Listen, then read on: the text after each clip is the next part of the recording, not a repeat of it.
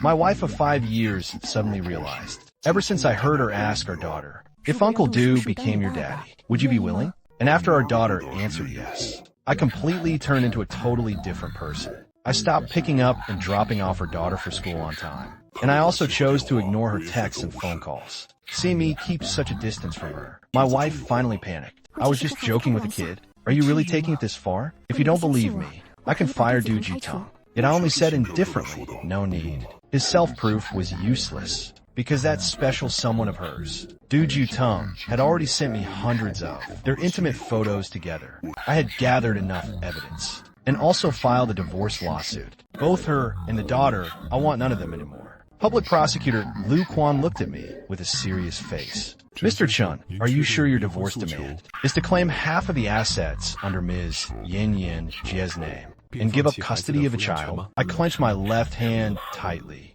and slowly spat out 2 words, positive. All right, we will organize the evidence. The court trial is in half a month. I nodded, stood up, and walked out of the Civil Affairs Bureau.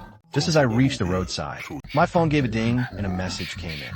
I lowered my eyes to unlock it and saw the photos sent by Do Ji-tung, Chun fan. Yin Jie took me to Iceland last week, and we even booked a couple's suite. Looking at those individual, sweet photos of Fu Yin Jie, I couldn't help but let out a self-deprecating chuckle. Just like before, I didn't reply to Du Ju-ting's message. I just selected those photos, and one-click forwarded them to Lawyer Liu as new evidence. Finally, I put away my phone and banned getting on the car. Half a month ago, Fu Yin Jie's special Du Ji-tung actively added my WeChat. At the time, I thought it was for work, so I accepted it, unexpectedly opening up a critical hit. What Du Ji-tung sent were all intimate photos with Fu Yin Jie, and in every single photo, Fu Yin Jie's eyes carried a tender and intimate effect. I closed my eyes for a moment and stopped thinking about it. As soon as I pushed open the door, I saw Fu Yin Jie walking over with a nervous expression. Are you feeling unwell today? Liu Yao's teacher called me,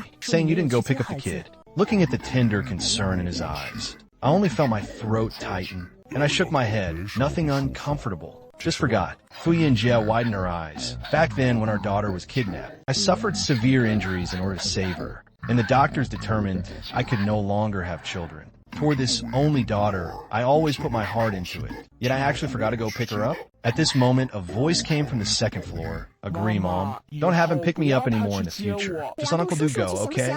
Uncle Do is way better than him. All my classmates say Uncle Do is very handsome. Fu Yin Jie's expression changed instantly. Her face turned cold. Chun Liao, who allowed you to speak to your dad like that? The woman's sharp aura made little Chun Liao's face turn pale. Watching the scene, a flash of sarcasm swept through my heart. Back when I poured my heart and soul out for Chun Liao, she acted like a little demon king. Yet when Fu Yin Jie gave just one warning, she honestly behaved herself. I stopped the furious Fu Yin Jie and said softly, forget it. Fu Yin Jie looked at me, her tone somewhat urgent. Honey, there was a company meeting today I couldn't walk away from. That's why I asked Du Ji-tung to go pick her up. I nodded. The capable do more work. Let Du Ji-tung go from now on too. Just arrange it however you like. Consider it letting Chun Liu Yao build some rapport with his stepdad in advance. Just as I was about to walk forward, my arm was grabbed by Fu Yin Jie. The woman asked with a gentle nature, Chun Fan, are you angry? I subconsciously pursed my lips. 10 years of marriage. Fu Yin Jie and I understood each other inside out. It's just a pity that I found out through a third party showing off. That Fu Yin Jie's true heart was no longer here. Yet Fu Yin Jie could see straight through my perfunctory attitude at a glance. Right while I was silent, Fu Yin Jie pulled me into a tight embrace. Sorry, I didn't think that much back then. Honey, from now on I won't let him meddle in family matters anymore. Okay, her gentle words were like a clear spring flowing slowly. Yet they only made me feel sorrowful. In everyone else's eyes, Fu Yin Jie was an absolute model wife. If it wasn't for Du Ji-tung sending me those photos half a month ago, I would have genuinely believed I had true love. My teeth and heart churned, and I closed my eyes, alright? After all, half a month from now, we'll each go our separate ways down our own broad roads. The next day, when I walked out of the bedroom, I was surprised to see Fu Yin Jie still sitting in the living room. I couldn't help glancing at the clock. Thursday morning, 10:30 a.m. Ever since Fu Yin Jie took over Fushi, There had never been an instance of her being late or leaving early. What's up with her today? At that moment, Fuyin Jie heard the sound, looked up at me, and waved with a smile. There's an auction today, and that heart of the ocean you had your eye on is among them. I'm taking you to bid for it. I looked at her, a stuffy sensation gripping my chest. She remembered things I said offhand, and she also remembered all my preferences. Yet this didn't stop her from cheating. As the two of us headed out the door, I remembered something and asked, "What about Chun Liao?" Fuyin Jie's expression suddenly turned cold. "I've already given instructions. From now on, the nanny will take him to school, since she doesn't know how to appreciate your kindness. You don't need to wear yourself out for her anymore either." Finishing her sentence, Fuyin Jie draped the coat over my shoulders. "Honey," I said back when we got married that marrying you was to let you live a life of luxury. If I had heard those words in the past, I would have smiled and looked at her. But now I can't even laugh. Fuyin Jie, am I the one living the good life? Or are you playing the father of all men? I took the lead and headed toward North Korea. Let's go. Half an hour later, a low-profile Maybach parked outside the auction venue. As soon as I got out of the car, I heard a man's voice, "Vice President, your and Mr. Du's seats are already arranged. Let me show you the way." I turned my head and saw Duzi Tong, wearing a thin suit, looking pale from the cold weather. The next second, I heard Fuyin Jie's displeased voice. "It's so cold out here. Why didn't you go inside and wait?" Duzi Tong smiled and shook his head. "I was afraid I'd miss you." In just an instant, I felt Fuyin Jie's breathing become a bit erratic. He lowered his eyes in distress. At that moment, it felt like I could hear the sound of my own heart shattering. Loving someone often starts with feeling sorry for them, and Fuyin Jie was no exception. I turned around and softly said, "You go with Du Tezu. I'll go in first." But Fuyin Jie grabbed my hand. "Du Tezu, there's nothing for you here anymore. Go back to the company." After saying that, he didn't say another word, and simply pulled me inside. Once we found our seats and sat down, while I was still shivering from the chill inside the auction hall, I heard Fuyin Jie beside me let out a soft chuckle. I turned my head and saw the woman's smiling profile, as well as the glaring message on his phone screen. "Vice President, you're a liar. Just 2 days ago you were holding me and saying I'm the most important, and today you just dumped me." Looking at Fuyin Jie, who was completely absorbed, I couldn't help but feel dazed. Why could he manage to do this right in front of me, so blatantly replying to messages from a third party? I slowly turned my gaze back, as the moisture in my eyes flashed and vanished. After the auction started, Fuyin Jie displayed his ruthless and decisive business skills, frequently bidding on items. Finally, the heart of the ocean and an emerald pendant of the same price were successfully won at auction. After winning these two items, Fuyin Jie started typing on his phone. This time I didn't look anymore, and could probably guess who he was messaging. After stepping out of the auction, Fuyin Jie looked at me, his voice gentle. "Honey, then I'll head back to the company first." I nodded, "All right." Watching Fuyin Jie's hurried, retreating figure, the smile at the corner of my mouth completely faded. I took out my phone and tapped on Duzi Tang's profile picture, looking at the moment's post he made 5 minutes ago. Having a partner who knows how to coax you and is also rich is simply too blissful. The attached image was precisely the emerald pendant Fuyin Jie had won at the auction. After taking a screenshot with one click, I opened the chat box with Prosecutor Lu Quan and sent the image over. The chat box was filled with green, all of it evidence of my own wife's infidelity. Every single piece felt like a knife blade tearing apart the past between Fuyin Jie and me. Looking at them, my eye sockets suddenly grew a bit hot. Turns out love and fairy tales is all a lie. For 2 days straight after the auction, Fuyin Jie didn't come home. I thought to myself with self-mockery that he must be keeping Duzi Tong company, so I didn't bother calling him either. But when Saturday rolled around, Fuyin Jie actually called me. "Honey, Liu Yao doesn't have school today. I'll have the driver pick him up and bring him over, so he doesn't annoy you at home." Hearing his words, a trace of bitterness welled up in my mouth. Just 1 minute before this call came in, Duzi Tong had just sent me a message. "Chun fan, as long as I want it, Yinjie will give me everything, including your only daughter." I closed my eyes for a moment, my tone thoroughly deadpan. "All right, I'll have a nanny bring her over." On the other end of the line, Fuyin Jie didn't notice anything unusual about me, and instead started complaining, "Honey, you don't even care about me at all anymore. I didn't come home, and you didn't even make a single phone call." I held back the interrogation that welled up to my mouth, and only said, "I know you're busy. In the past, whenever Fuyin Jie didn't come back because of busy work, I would make midnight snacks and go to the company to keep her company through late nights. But ever since discovering he cheated, I don't want to invest any more effort. I thought for a moment and tentatively opened my mouth. Then I'll come over later to keep you company. The other end of the line fell silent for 2 seconds. Before Fuyin Jie's gentle voice sounded out, "It's fine. Company matters are mostly done. I'll bring Lu Yao back together tonight." After hanging up the phone, a trace of sarcasm surfaced at the corner of my mouth. True feelings really cannot withstand being tested. Watching Chun Lu Yao's high-spirited figure as she headed out the door, Nanny Wang looked a bit worried, "Sir, little miss is still young. She needs a father's company the most." I looked out the window at that child I once desperately tried to protect. A trace of fluctuation flashing through my eyes. After a long while, I softly murmured, "It's okay. She'll have people accompanying her." Duzi Tung, even just to maintain his image. In Fuyin Jie's eyes, will play the role of Chun Lu Yao's stepdad well. I pulled back my gaze and walked into the room, sitting down on the soft sofa. The moment I raised my eyes, I looked at the wedding photo on the wall, looking at the smiling face of Fuyin Jie. Yet I no longer felt the heartbeat of the past. Actually, up until now, I still don't understand why Fuyin Jie and I ended up in this state.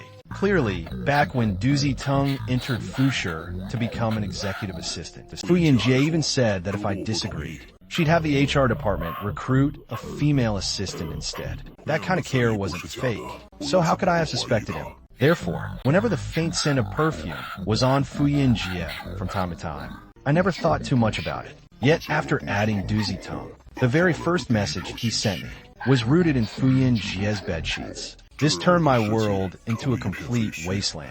I raised my hand to cover my eyes, and also stopped those unbearable memories. Until 8 p.m. in the evening, Fuyin Jie finally came back with Chun Lu Yao. Looking at the identical expressions of joy on both mother and daughter's faces, I still couldn't help my heart trembling. Fuyin Jie kicked a bag in front of me. "I picked this out for you when passing by a jewelry store on the way back. See if you like it. 10 years of marriage." Fuyin Jie still remembered whether she was preparing a surprise for me.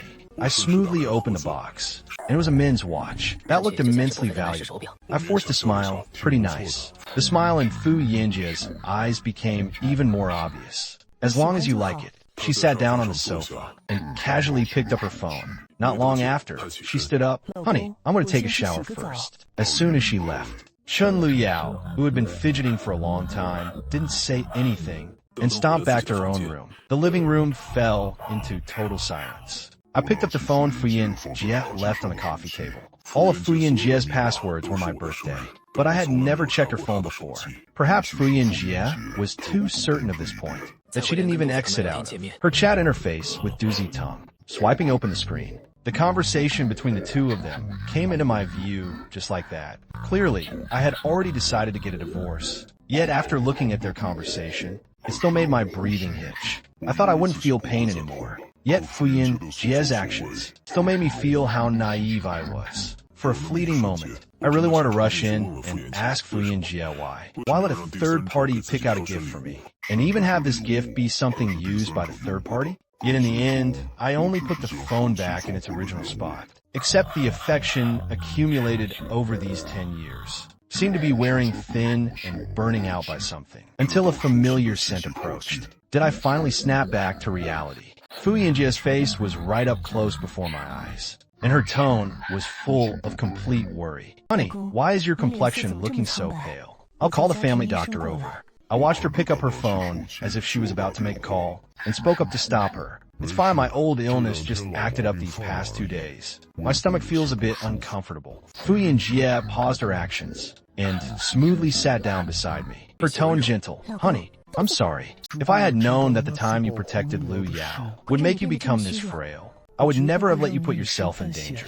I felt the scorching temperature of her palm and slowly closed my eyes. "It's okay." It was something I was willing to do myself. Back then, for the sake of this woman, I was willingly ready to use my life as a gamble, using my life to protect the shortcut they loved. Except she forgot that people's hearts easily change, and Fu Yinjie was no longer that single-minded person for back then. After all, if Fu Yinjie truly cared, how could she not remember that my body had already recovered and conditioned itself a lot better? Fu Yinjie wanted to say something more, but her phone suddenly started ringing. She picked it up, and her expression changed after listening for just 2 sentences. The company side says there's a problem with the project. I need to head over right away. You don't need to wait up. Go to sleep early. Finishing her sentence, she didn't even wait for my response and strode straight toward the door outside, watching her retreating figure fading further and further away. I only felt the cold wind outside the window pierce straight through the bottom of my heart. The 2 words "Zeding" were so obvious. How could Fu Yinjie think that I wouldn't be able to see them? That kind of anxiety from Fu Yinjie, it felt like I hadn't sensed it in a very long time. I stood up from my seat and said to Nanny Wang, "Go to the children's room and keep an eye on Chun Liao. Call me if anything happens." Finishing my words, I put on my clothes and walked out of the house. After driving my own car, I dialed the phone number. He-chong, want to come out and grab a drink? He-chong was my only college roommate left in Beijing. It's just that after marrying Fu Yinjie, I didn't keep in touch with him very much. A cold laugh suddenly came from the other end of the phone. A scammer trying to pull a scam on me? If this number could really call me out for a drink at this hour, I'll eat a beer bottle. I was stunned by his scolding, and then smiled as I dialed He-chong's video call. 1 hour later, at a barbecue joint in the alley diagonally across from Tsinghua's Old Southgate, I looked at a dazed He-chong and let out a light chuckle. Future He-chong, which kind of beer bottle are you planning to eat? He-chong didn't say anything, picked up the beer in front of him, and gulped down 2 mouthfuls. I wanted to stop him, but was frozen in my seat by a single sentence of his. I thought I'd never get to see you again. He-chong looked at me, his eye sockets somewhat red. Ever since you got married, it seemed like our friendship, compared to your romantic love, wasn't worth mentioning at all. He stared straight in my eyes. So, being able to see you right in front of me, I'm truly really happy. The truth hurts the most, yet it's also the most touching. I lower my eyes, masking the hint of tears in my gaze. Turns out, for the sake of a love that could turn sour at any moment, I had battered and bruised my most precious friends. For a long, long time, I raised my head and smiled at He-chong. Then let me tell you something that'll make you even happier. I'm getting ready to file for divorce. He-chong widened his eyes, but in the end he didn't ask anything else, and simply raised his beer mug high. Chun fan. Congratulations, amidst the crisp, clinking sound of the beer mugs, carrying my long-lost laughter. Here's to tomorrow. This night was the very first time I spent the night outside, and only then did I realize that life on one's own could be this relaxing. I didn't have to get up at night to check if Chun Liao was kicking off her blanket, and I didn't have to worry about Fu Yinjie skipping breakfast, and waking up at 6 to cook porridge for her. Sleeping on the big hotel bed, I drifted off to sleep just like that, completely intoxicated. When I woke up the next day, there was a note from He-chong left on the bedside table. Chun fan. Something came up at school. I'm heading out first. Contact me anytime if you need anything. I folded that note neatly and put it into my pocket, and only then picked up my phone. 1 battery remaining. 3 messages from Dizzy Tongue and 1 missed call. Aside from that, absolutely nothing else. Looking at it, I could only find it laughable. I didn't return home all night, and the only person who tried to contact me turned out to be the love rival. He looked at the family portrait he used as his lock screen, and suddenly felt it looked a bit crowded. He tapped open his photo album, selected a scenery photo he had taken himself to set as the wallpaper, and only then walked out of the hotel. After returning home, he first plugged his phone into charge, then took a shower, and tossed his clothes reeking of alcohol into the washing machine. After finishing all these chores, I finally had the time to open Dizzy Tongue's messages. Chun fan. Yinjie is pregnant. Last night Yinjie and I were together at the hospital. Sleeping alone must feel pretty miserable, right? I should even thank you. If it weren't for the fact that you can't have kids, it wouldn't have been my turn either. I don't know if it was because yesterday's alcohol hadn't worn off yet, but looking at these 3 messages, I actually couldn't put into words what kind of feeling this was. Right while I was dazed, the phone buzzed with a vibration. It was Fu Yinjie. I pressed answer, and immediately heard Fu Yinjie's somewhat exhausted voice. Honey, back when I was pregnant with Lu Yao, which doctor's appointment did you book for me? At the maternal and child health hospital? I have a client who's pregnant. A client? I lower my eyes as the washing machine's drum drowned out the intense thumping of her heart. The emerald pendant was given to a client, and the obstetrics consultation was also for a client. Fu Yinjie didn't care about my thoughts at all, which was why time and time again, spinning out half-hearted lies, my chest felt so stuffy it hurt, and my tone turned somewhat cold as well. I forgot I have things to do. Hanging up first, after ending the call, I sat down on the chair in the bathroom, my expression somewhat vacant. After a while, he finally dialed the phone of lawyer Lu Quan. Lawyer Lu, what should I do if my wife has an illegitimate child? Lu Quan was stunned for a moment before saying, Mr. Chun, according to Article 1071 of the Civil Code, illegitimate children can also inherit assets. But your wife having a child out of wedlock can be used as evidence of infidelity. When it comes to property division, you can obtain a larger share. I ignored my increasingly sore and stinging eyes and spoke softly, I understand. At 7 p.m. in the evening, Fu Yinjie stepped into the front door on time. It glanced to her, only to find that the look she gave me was somewhat cold. Fu Yinjie seemed to be suppressing her anger. Why did you hang up on my call? Just a doctor. What was there that couldn't be talked about? 10 years of marriage. This was the first time Fu Yinjie gave me a cold face. Was it for the sake of the child in her belly, the child of dizzy tongue? Thinking like this, an indescribable pain pierced my heart. Fu Yinjie originally thought that by saying that, I would explain, would apologize just like before. Yet looking at how my clear eyes instantly flushed red, she inexplicably felt a bit restless. Fu Yinjie couldn't figure out where this emotion came from, so she simply walked into the study without saying a word and slammed the door shut heavily. In the living room, looking at that tightly closed door of the study, my tears fell abruptly. Outside the window, tree shadows swayed, stirring up a gust of leaves. The living room was dead silent. Not wanting Fu Yinjie to discover my pathetic state, I staggered into the bedroom. Lying on the soft bed, she only felt her entire body growing freezing cold. Just as she had finally calmed her mood down, Fu Yinjie pushed open the door and entered. She sat down by the bedside and looked at me, her tone helpless yet tender. You refuse to talk to me just like that, huh? Do you really want a Cold War? You heartless thing. At this fleeting moment, it felt as though I had returned to the time when I was loved by her with all her heart and soul. His throat felt as though a thorn had been driven into it, and he clutched the duvet tight, striving to stay calm. It's getting late. Go to sleep. Fu Yinjie heard the hoarseness in his voice and her expression, turned instantly nervous, immediately pulling him into an embrace. Why are you even crying? It was my fault. I shouldn't have snapped at you. Don't be mad. I won't do it again from now on. Just this short sentence completely breached the emotional dam I had held back for so long. Thinking with utter despair, such a gentle person, how could she betray their marriage? How could she inflict such deep hurt?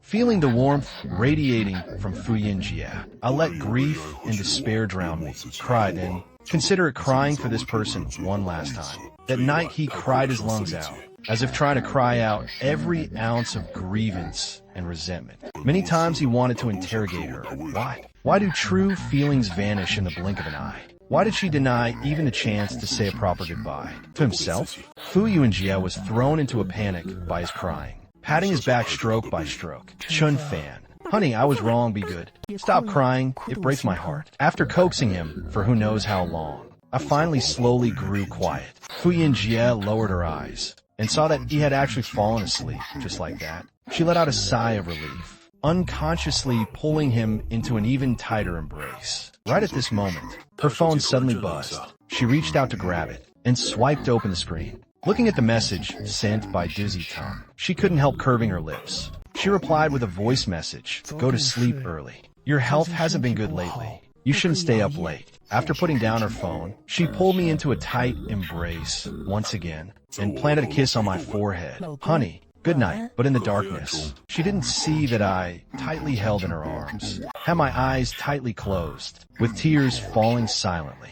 I don't know when I actually fell asleep, only that upon waking up, my eyes felt a bit cool. The moment I moved slightly, Fuyan Yesginte, smile-laced voice reached my ears. Honey, don't move. Your eyes are swollen. You need to apply an ice pack. I subconsciously asked, what time is it now? Why aren't you going to work yet? Fu Yinjie let out a chuckle. You're like this. How could I dare to leave? I've already told my assistant. I won't be going to the company all week. My heart clenched, as the court date Lu Quan confirmed with him was coming up this very Sunday. Roughly half an hour later, Fuyin Jie finally removed the ice pack from his eyes. As soon as I opened my eyes, I saw the casual wear on Fuyin Jie. Fuyin Jie smiled at him. Didn't you always say you want to go to Happy Valley? I'll take you to Happy Valley. I lower my eyes. That was back in the second year after they got married. A request I had brought up myself. Yet Fuyin Jie always said she was busy. Busy right up until the moment I wanted a divorce. And now she was going to take me there? A moment later, I raised my head and looked toward her. I consider it the final carnival before the party. When I finished changing my clothes and went downstairs, I happened to hear Fuyin Jie on the phone in the study. The test report shows progesterone is too low. How could that happen? I'm heading over right now. When Fuyin Jie came out after finishing the call, she saw me sitting on the sofa with a pale face. She felt inexplicably somewhat guilty. Yet she still spoke up. Honey, I need to head out for a bit. Wait for me to come back. At this very moment, the meager expectation in my heart was completely blown away. He forced the corners of his lips to part. All right, watching Fuyin Jie's stride away, retreating figure, I looked at my own phone, dizzy tone. Chun Fan, Yinjia has no love left for you. Can you stop pestering her? Yeah, a promise that was never fulfilled from the very start, was destined to never be honored. I sat at home waiting until late at night, before Fuyin Jie called. Her voice sounded somewhat flustered. Honey, I won't be coming back these past 2 days. There are way too many things at the company. My eyelashes trembled. Perhaps Fuyin Jie had lied to him too many times, to the point where even a decent excuse she wasn't willing to find for him. The silence made Fuyin Jie feel a bit at a loss. She said, wait until I get back. I'll definitely take you to Happy Valley. I kept silent for a long time before letting out a light chuckle. And then, everything as you say. It's getting cold. Make sure to rest well. Only then did Fuyin Jie on the other end of the line heave a sigh of relief. And her tone instantly became much more relaxed. All right? Honey, you rest early too. I'm hanging up first. Without waiting for me to say anything, the call was directly hung up. That sound of the line disconnecting felt like it was striking against my heart, knocking out a slow-spreading pain. The room was brightly lit, shining a light that made my unloved state nowhere to hide. I don't know how much time passed when he suddenly received another message from Fuyin Jie. Honey, are you asleep? It's snowing outside. Snow. I haven't seen Beijing snow in a very long time. He got up and walked over to the floor-to-ceiling window and indeed saw snowflakes falling, not heavy, yet fluttering thickly down. I suddenly fell into a bit of daze. That year when he first got together with Fuyin Jie, Beijing snowed as well. On the day of the first snow, Fuyin Jie had prepared heat packs and hot milk tea and pulled them along as they walked toward the sports field. It was clearly freezing, yet Fuyin Jie was full of excitement. Chun Fan. 2 places of mutual longing sharing the same forest snow. In this lifetime, it counts as growing old together. Do you think I look like your old partner in the future? Back then, the snow on Fuyin Jie's head merged together with the snow before my eyes, and I suddenly felt my nose bridge stinging with ache. At this moment, Dizzy Ting also sent over a photo. A room decorated with exquisite taste. And on the glass door, it reflected the figures of him and Fuyin Jie tightly embracing each other. Chun Fan, Beijing snow is truly beautiful. Looking at Fuyin Jie, whose eyes were filled with smiles in the photo, I only felt that snow fill up my entire chest cavity, chilling me to the bone. He looked at the falling snow outside the window, standing in the spacious living room and softly murmuring out loud. Fuyin Jie, you clearly promised to grow old together. Why did you abandon me and leave first? The next day, I received a call from lawyer Lu Quan. Mr. Chun, you can come over to my place now. I didn't even call the family driver and hailed a cab to the Civil Affairs Bureau facing the snow-white sky. Walking into the public prosecutor's office, I could hear sounds coming from all directions. Legally speaking, there is no such thing as a clean break, leaving with nothing. At present, during the cooling off period, Inha, your husband is still in a state of subsisting marriage. We are very sorry. Domestic violence did not constitute a serious threat to life, so we mostly focus on mediation. The people sitting before the various lawyers were either exhausted or dead silent, with not a single trace of smile on their faces. My heart clenched abruptly. How am I any different from him right now? Mr. Chun, right here. At this time, Lu Quan stood up from his seat and beckoned to him. And Lu Quan immediately handed over the materials at hand. I have already organized the evidence you submitted into a binder. Just sign your name on the power of attorney, and then wait for the court trial result. I picked up the pen and looked at the lawsuit, stumbling upon those words about broken marital relationships, leaving a patch of stained color. He inexplicably thought back to when he married Fu Yanjia. They once took an oath together before the priest. I am willing to be joined in marriage with my partner. Whether in poverty, sickness, or health, nothing shall separate us. My eye sockets abruptly burned hot as I gripped the pen tight and wrote my claim in the plaintiff's signature spot. I, Chun Fan, according to the law, file a lawsuit with the court, requesting a judgment to dissolve the marriage between Chun Fan and Ms. Fu Yanjia. When there were still 3 days left until the trial, Fu Yanjia still hadn't returned. I looked at dizzy tongues, messages coming in one after another, and turned on Do Not Disturb mode. The lawyer's side had already arranged everything, so he didn't need to submit new evidence anymore. And this kind of stimulating sweetness between his wife and another man. He could finally stop going, to watch it, smiling with self-mockery. Yet suddenly, Chun Liao's voice came from behind. Dad, can you go pick me up from school from now on? I blinked and heard her say as a matter of course, Uncle Du hasn't been feeling too well lately.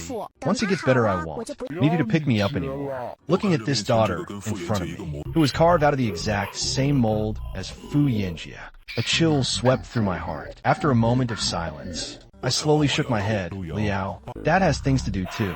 Chun Liao seemed not to have expected to be rejected, stamping her foot with red-rimmed eyes. You're not a qualified dad at all. Watching her furious, retreating figure, I couldn't help recalling what I only wanted to hear Fu Yanjia ask her. If Uncle Du becomes your dad, would you be willing? Back then, Chun Liao answered loud and clear. Of course I'm willing. Thinking of that, a bitter taste filled my mouth. Yeah, when the little brother is born, very soon I won't be your dad anymore.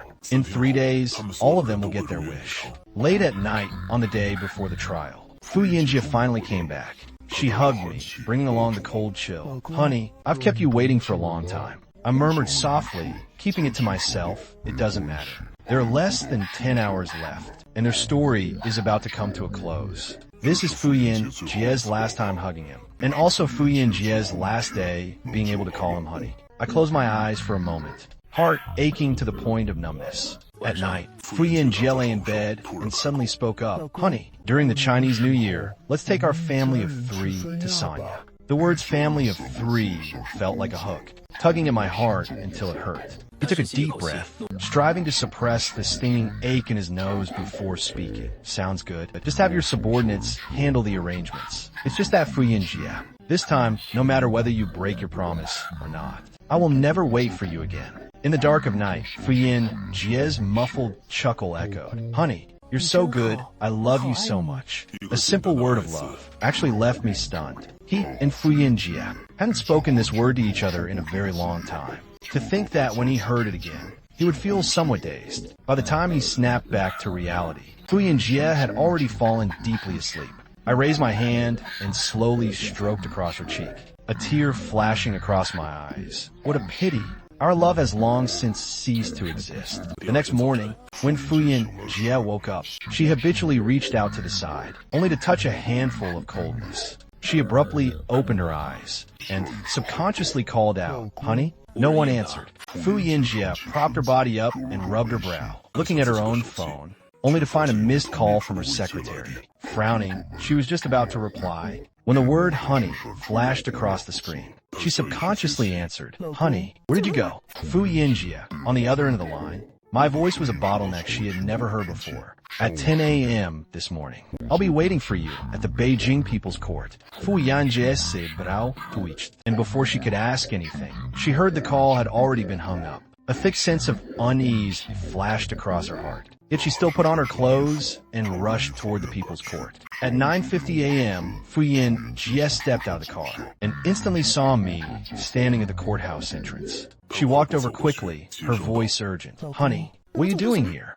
What happened?" I raised my eyes to look at her, a trace of complexity flashing through my eyes, and then let my gaze fall on a Lu Quan. Speaking tightly, "Lawyer Lu, Plaintiff Chun Fan and defendant Fu Yinjia have both arrived in person. This divorce lawsuit can now begin. Fu Yinjia was stunned for a moment, looking at me in sheer disbelief. What are you talking about? What divorce? I looked at her with a look of indifference that Fu Yinjia had never seen before. With a cold tone, Vice President, instead of asking here, you might as well think about how you're going to plead your case later. Finishing those words, I turned around and walked into the court together with Lu Quan. 10 minutes later, in the courtroom, plaintiff husband Chun Fan sues defendant wife Fu Yinjia for repeatedly cheating on him with a male assistant during their marriage and already conceiving a child out of wedlock. Are the defendant's actions true or false? The judge asked Fu Yinjia, who still hadn't recovered her wits. And upon hearing these words, Fu Yinjia suddenly snapped her head around to look at me, her eyes filled with absolute shock, evidently not expecting that I even knew about this. Defendant, is it true or false? The judge asked once again. Lu Quan presented all of Fu Yinjia's evidence of infidelity. The ironclad proof was like a mountain. Even if Fu Yinjia refused to admit it, this lawsuit that caught her completely off guard had already thrown her into disarray. Right at this moment, the judge banged the gavel down with a loud crash. Evidence verified. The marriage between plaintiff Chun Fan and defendant Fu Yinjia is officially declared null and void. According to the plaintiff's request, he waives custody of the child, and the defendant must within 30 working days compensate the plaintiff with 30 of Fusher Group's shares from the marriage. I wasn't surprised at all to see Fu Yinjia, who had been waiting at the entrance for a long time. With bloodshot eyes, she gripped my hand tightly in fury. You've been planning all of this for a long time, haven't you? I chuckled, my tone laced with sarcasm. So what if I did? Fu Yinjia, this is what you owe me. With those words, I directly brushed Fu Yinjia's hand off and turned around to leave without looking back. In the car, Lu Quan smiled and said, Mr. Chun, congratulations on your rebirth. I smiled with gratitude. Thanks to you too. From now on, I no longer have to endure the nausea of dealing with Fu Yinjia and can peacefully be my true self. Sorkrash Fu Yinjia returned home holding the divorce judgment decree. Just then, the phone rang with a ding-dong sound. Her spirits perking up, she opened it to take a look, only to find it was a message sent by Dizzy Tongue. Yinjia, I suddenly feel so miserable. Can you come and see me? Fu Yinjia wiped her face and replied, I have things to do today and can't make it. I'll have the doctor go over and check on you. Doozy Tong kept sending messages over one after another, while Fu Yinjia's mind was an absolute mess. So she simply blocked his messages and tapped into the chat interface with me. The chat interface still stayed on yesterday's. Honey, I have matters at the company today. You and Liao go ahead and eat at home first. Back then, she was completely immersed in the cozy haven with Doozy Tong and didn't notice my abnormality at all. Usually whenever she came home late, I would question her about everything. And there was never a time when I was this cold, not even asking a single thing. Yet in truth, this kind of conversation had started. A long time ago, she just hadn't paid attention. When all is said and done, it was because she was far too confident. Yet she wasn't reconciled. Fu Yinjia felt a stabbing pain in her chest and clutched her phone to send me a message. Honey, do you really have to be this ruthless? Why didn't you give me even a single chance to explain? As a result, the moment the message was sent out, right next to it was a red exclamation mark. I had already bought a house outside a long time ago, and I wouldn't be staying in Beijing for too long either. Once the divorce matter officially wraps up, I'll be heading to Nancheng. My mood was wonderful, and I slept a comfortable and reassuring sleep at home. He Chong heard that I got a divorce, and made a fuss wanting to take me out for drinks. The next day, I went out to find Chong, only to just arrive at the underground parking garage and see a familiar figure standing right next to my car. Honey, do you really not want me in Liao anymore? Looking at this disheveled and messy-haired Fu Yinjia, instead of patience, I replied, we're already divorced. What are you still here for? Fu Yinjia walked up in front of him, with dark circles under her eyes, clearly looking like she hadn't slept well. Me and Doozy Tong were truly just an accident. That night, I got drunk on alcohol and blundered into, you were drunk, not dead, right? I remained unmoved and distanced myself from her. Fu Yinjia froze for a fleeting second, her throat aching with sourness, her complexion pale and ashen. As long as you're willing to come back to my side, I can cut ties with him. A woman's mouth. How? Well, she can speak and put up acts I had already experienced firsthand. So naturally, I wouldn't believe these high-sounding words of hers anymore. I expression Leslie stated, fuyanje. I don't want to make things too ugly. You're considered a public figure now, after all. You wouldn't want it to affect the company's stock price, right? Just how gentle and obedient I used to be toward Fuyinjie. That's exactly how cold I was right now. And precisely because of this contrast, Fuyinjie, from the inside out, was stung to the quick by these words. And as for me, I didn't want to keep sparring with the woman in front of me any longer. Fuyinjie, there's nothing left for us to talk about between you and me, nor is there any room left for turning things around. Get lost, finishing these cold words. I opened the car door and got in. She called out, "What about Lu Yao?" "Chun fan, do you not even want Lu Yao anymore?" Ever since Chun Lu Yao was born, I held her in my palm like a precious treasure. And Fuyinjie couldn't believe that he would let her go so easily. I turned my head and looked at her calmly. Since she likes Dizzy Tongue so much, you should hurry up and bring Dizzy Tongue back home to be your stepdad. Dropping these words, I started the car and sped away in a cloud of dust. Hichong had invited me to the small barbecue stall where the two of us ate last time. Hearing him talk about the scene in the courtroom, he slammed a hand onto the table with a smack and roared, absolutely satisfying. I also laughed and took a fierce gulp of my drink, never having felt so free and unrestrained. From now on, I am completely free. Hichong glared at me and said, "Chun fan, let me warn you. Don't you go softening your heart just because she begs you a couple of times." I gave a bitter smile. How could that be? During the days of pretending to be lovey-dovey with Fuyinjie, I had already seen right through this woman's nature. I returned home feeling completely relaxed, only to find Dizzy Tongue had sent another photo over to her.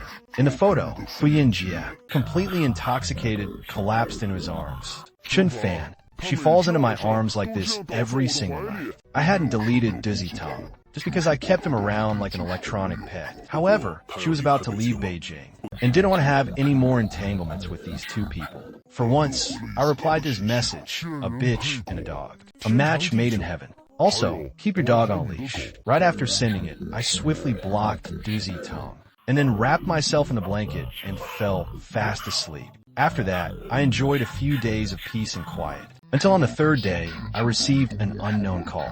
The voice coming through the phone turned out to be a familiar one. Chun fan. The 30 Fusher share transfer agreement has already been prepared by me. Let's set a time and place to meet up. This time, I was quite straightforward. Alright, Fuyinjie booked a quiet restaurant by the river. She looked a bit better today than last time, dressed neatly in proper attire, looking somewhat decent on the outside. I dutifully sat down and cut straight to the chase. Sign it. Fuyan. Jie's gaze was locked motionlessly onto his body. And upon hearing this, her eyes darkened, her voice hoarse. Chun fan, is there really not a single other thing left to say between you and me? I looked at her and said, Fuyinjie, I don't want to get entangled with you anymore. And I hope you could be a bit more carefree and detached. Don't make me look down on you. Fuyinjie's throat choked up. Yeah, the person in front of her was no longer that husband of hers, who was completely submissive and obedient. Nor would he, like before,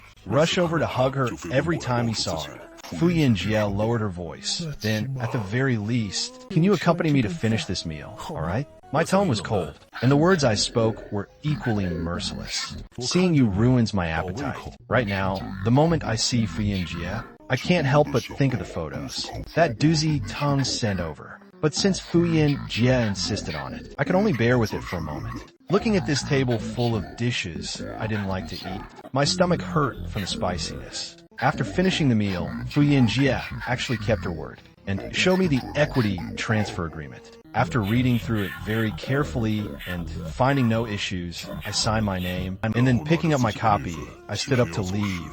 When Fuyinjie called out to me once more, Chun fan, even if you temporarily don't want to forgive me, can we still be friends? Her gaze was sincere and her tone pleading. If it had been the past me, I definitely would have softened my heart already. There's no such thing as forgiveness or not. And I don't want to be any kind of friends with someone whose morals are corrupted. Watching my resolutely departing figure, Fuyinjie slumped back in her seat like a deflated balloon. The day after obtaining the shares, So I bought a plane ticket and flew to Nanchang.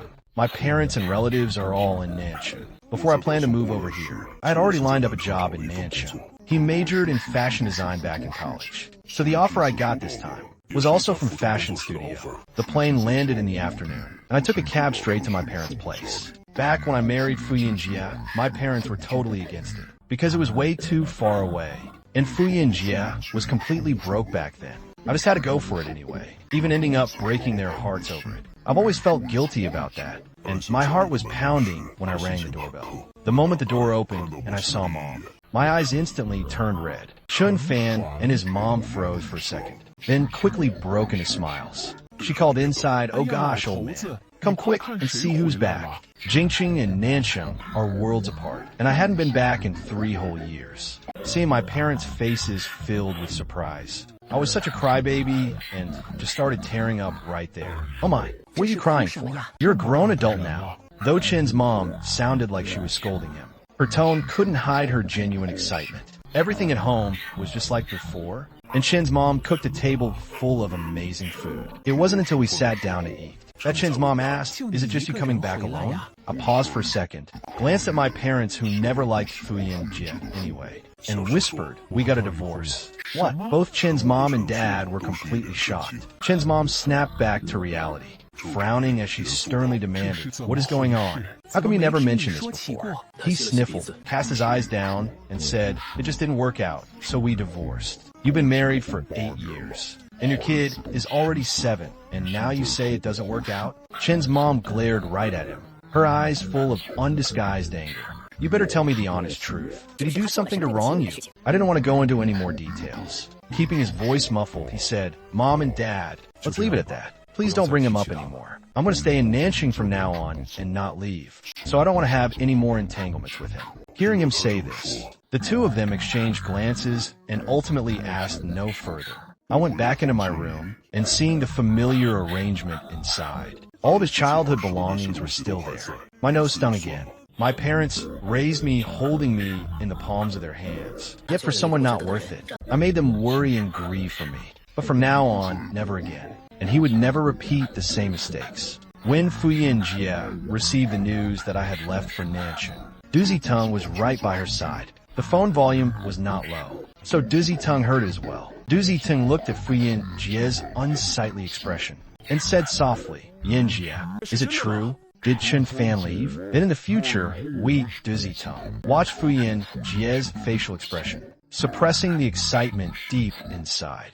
Fuyin Jia was exhausted to the extreme, pinched the bridge of her nose, and said to him, "Zitung, you're as first. I am Daiyu." Duzi Tung wrapped his arms around the woman's waist. "Yin Jia, you said that once you divorced him, you would marry me, and let me be Lu Yao's dad. Enough." Fuyin Jia's heart would twitch in pain, just hearing the word divorce now. She slowly pried Duzi Tung's hands apart, looked at Duzi Tung with cold indifference, and said, "Never mention his name again. You're not worthy." Duzi Tung's eye sockets turned red. Disbelieving, "What did you say?" "Fuyin Jia, I'm already carrying your child." Fuyin Jia's gaze turned cold, and she stated bluntly to him, "Your usefulness to me was originally just because of this child. So you just obediently wait for the baby to be born, and don't harbor any other delusions." Duzi Tung looked at the woman in front of him with a blank and indifferent expression. He only felt she was a stranger. He had harbored so many fantasies about this woman, yet in the end only received such words from her. Duzi Tung wept as he looked at Fuyin Jia. "Is this how you treat me?" The answer she got was Fuyin Jia's cold, retreating back. Perhaps she should have known long ago that someone who could be so cold to a man who had accompanied her for so many years and borne children with her, how could she ever treat him any differently? I planned to rest for 2 days before going back to work, staying at home these past few days to keep my parents company properly. But seeing me cooped up at home all this time, the couple worried I might fall ill from brooding. Toward evening, Chen's mom pulled him along. "Let's take you out for a walk." There was a very clear lake in the residential complex, where plenty of koi fish could be seen year-round. The mother and son strolled along the lakeside, just like in the old days. And right as they were chatting, their path was blocked by a black Alaskan Malamute. The Alaskan Malamute must have originally been tied to the fence here, and was even wearing a muzzle, but somehow it had managed to wriggle free on its own. and was now sitting right next to the rope wagging its tail. Upon seeing me, for some reason, its tail started wagging back and forth, and it looked up at him with its big head expectantly. Man and dog stared at each other with big eyes and small eyes. Oh my, this dog is really terrifying. Chen's mom had always been afraid of these animals, and Pull Me Along wanted to take a detour, only for the dog to pester them and refuse to let them pass. Just as the mother and son were at a loss, a slender figure hurried over in a rush. Seeing this, she immediately grabbed the dog's head, and with swift movements secured it back onto the leash. The dog owner was a young girl, with agile, neat, and crisp movements, leaving the Alaskan Malamute completely powerless to resist. Sorry. I just went to use the restroom a moment ago, and only thought to tie him up right here. Never expected this guy to be so smart. Once the girl got everything sorted out, she immediately turned around to apologize to them. I smiled and shook my head. It's fine, no worries. He's quite cute. The young girl smiled and said, if you like him, you can pet him. He doesn't bite and won't run around either. Seeing this, Chen's mom suddenly let out a light chuckle and said to me, I just remembered.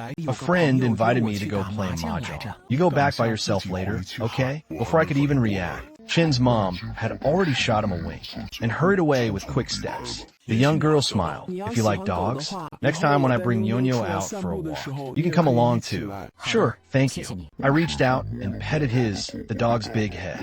Alright, my name is Shun Jixia. We can add each other on WeChat, and I'll send you photos of Nyonyo in the future. The young girl's attitude was warm, and I readily agreed, exchanging names and contact information with her. As we got close to home, I realized that Shun Jixia's home was right in the building directly across from theirs. Just as I was about to say goodbye to her, from behind me, another aloof and icy voice suddenly rang out. Chen Fan, who is he? I froze for a moment, turned around, and met Fuyin Jie's fierce, cold eyes. Fuyin Jie had rushed over after temporarily canceling her work, never expecting that the moment she arrived, she would bump into him chatting and laughing with a strange woman. That was a smile she hadn't seen on him in a very long time. At that moment, a pain stabbed through her heart. What are you here for again? My tone was cold, and my expression blank. Now, seeing Fuyin Jie, only annoyance remained in his heart. Fuyin Jie walked up in front of me, staring at him with heavy eyes. Chun Fan, I still hope you can give me another chance. I let out a laugh and asked coldly, not willing to accept it, right? The high and mighty vice president got dumped for the very first time, huh? Seeing the coldness in my gaze, Fuyin Jie took a deep breath and said softly, can we go home and talk, please? Whatever you want to hear, I will explain everything clearly to you. Realizing there was still an outsider here, I had no choice but to turn sideways first and say to Shun Jixia, sorry. You take Nino back first. I'll come find him to play another day. Shun Jixia glanced sideways at Fuyin Jie, nodded, and said, all right, see you next time. After Shun Jixia left, I then said to Fuyin Jie, I said it before, there is nothing left for us to say to each other, and we shouldn't meet again in the future either. My expression was serious, making Fuyin Jie's chest feel a heavy, stifling weight. Is it because of those scandals? If it's because of that, I will help clear things up for you, and absolutely will not let you. I looked at the woman in front of me, finding it nothing short of utterly ironic. After I leave, no one will stand in the way anymore of Dizzy Tongue being with you, and I won't be the third wheel in your romance anymore. Every single word I spoke was like a knife stabbing fiercely into Fuyin Jie's heart. She rasped in a hoarse voice, Dizzy Tongue and I have already made things clear. For now on, neither of us will have any more dealings with each other. Oh, I see.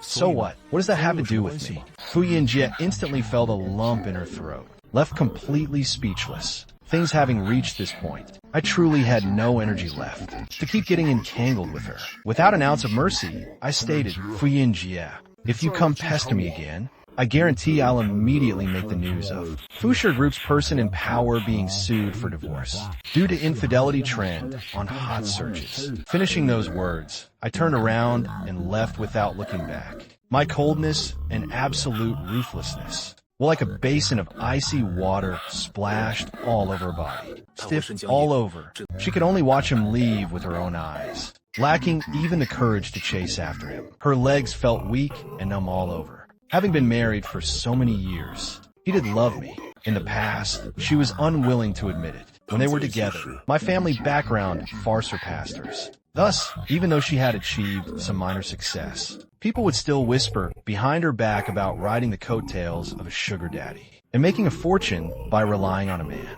It seemed as though just by having a husband like that, all her own hard work would be overlooked and unseen by others. The appearance of Doozy Tongue was what finally made her feel like she was the dominant one. She no longer knew whether she genuinely loved Doozy Tongue or if she merely wanted to find that powerhouse vice president everyone talked about through him. Wanted to make people understand that it was she who was entangling herself. She always assumed I could never leave her, until she saw my resolutely departing figure. I started going to work, and although I hadn't worked for many years, fortunately, during these years at home, he hadn't truly been idle either. The studio boss was also very nice. A woman in her 40s, who had created her own brand when she was young, and now had a modest reputation in the fashion circle. Some celebrities' dresses were all custom-made by her. And furthermore, both of them were divorced, and each had a daughter. Instantly finding common ground to talk about, after work the boss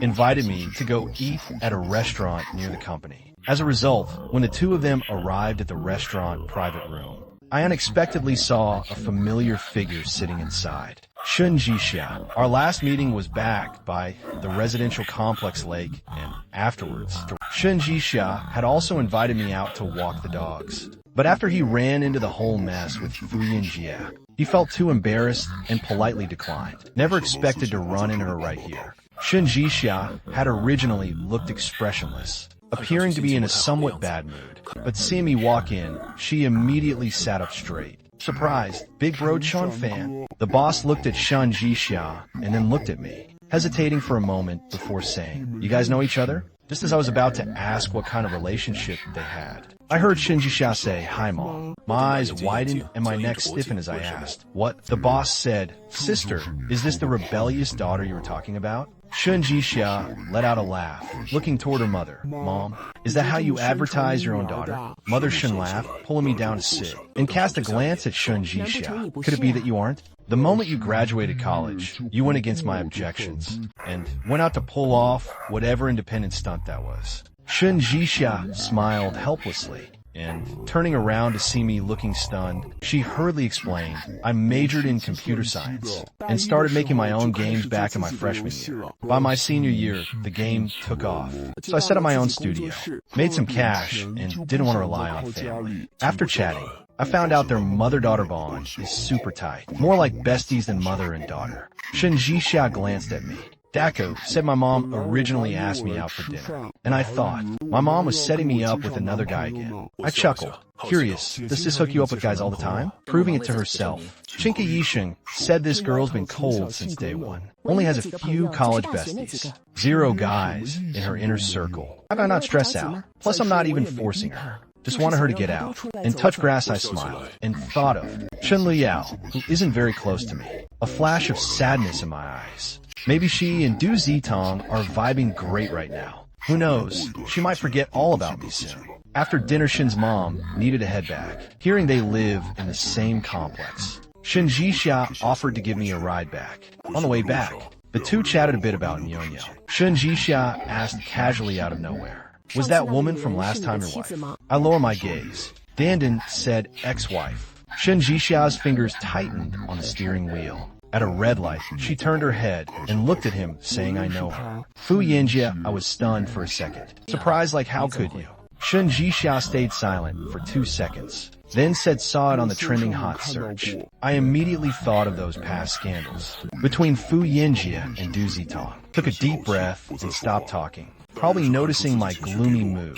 Shun Jixia didn't speak up again either. Ever since coming back from Nanchung, Fu Yanjie has been completely out of it, zoning out multiple times during meetings. Had to force myself to finally focus up. Was supposed to work overtime at the company tonight. Got another call from the home nanny instead. Little Miss is throwing a tantrum at home, saying she wanted to find her dad. Fu Yanjie had no choice but to cancel her evening dinner meeting, and upon returning home, saw Chen Luyao throwing a tantrum, having smashed the vase in the living room.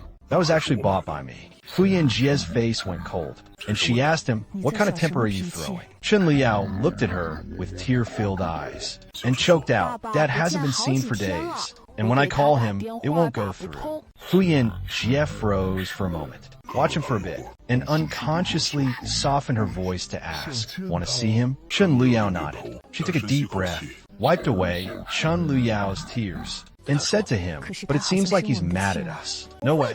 Chen Liao said with certainty, Dad won't be mad at me. He loves me the most. Fuyin Jie thought for a moment and said, shall we go find him? How about that? And have him forgive us. Okay, Chen Liao was brimming with confidence because Dad had never been angry with her before. Yet the next day, when she and Fuyin Jie had packed their things and rushed to Nansheng to see me, they saw only alienation in my eyes. I didn't pull her close to question her about everything like I used to, and simply asked, why are you guys here? I was still on company time. When I heard the receptionist say someone outside was looking for me, walking out, I saw the mother and daughter I hadn't seen in days. My life in Nansheng had already gradually gotten back on track. Upon seeing this mother and daughter pair, I inevitably couldn't help but associate them with those old days, made up of cheap tears. Dad, you haven't been home for a long time. Mom, and I came to find you so you can come back with us. Chen Liao walked over wanting to hold her hand. I didn't dodge, but didn't have any other reaction either. Just calmly asking, where's Uncle Zidane? Chen Liao froze for a second and didn't speak. I let out a laugh and withdrew my hand from her palm. I have to work. I don't have time to hang out with you. Chen Liao stood frozen in place, while I looked at Fuyin Jie. She said coldly, do you think this is fun? Fuyin Jie had matching chests, stepped forward and said, Chun Fan, can you give me another chance?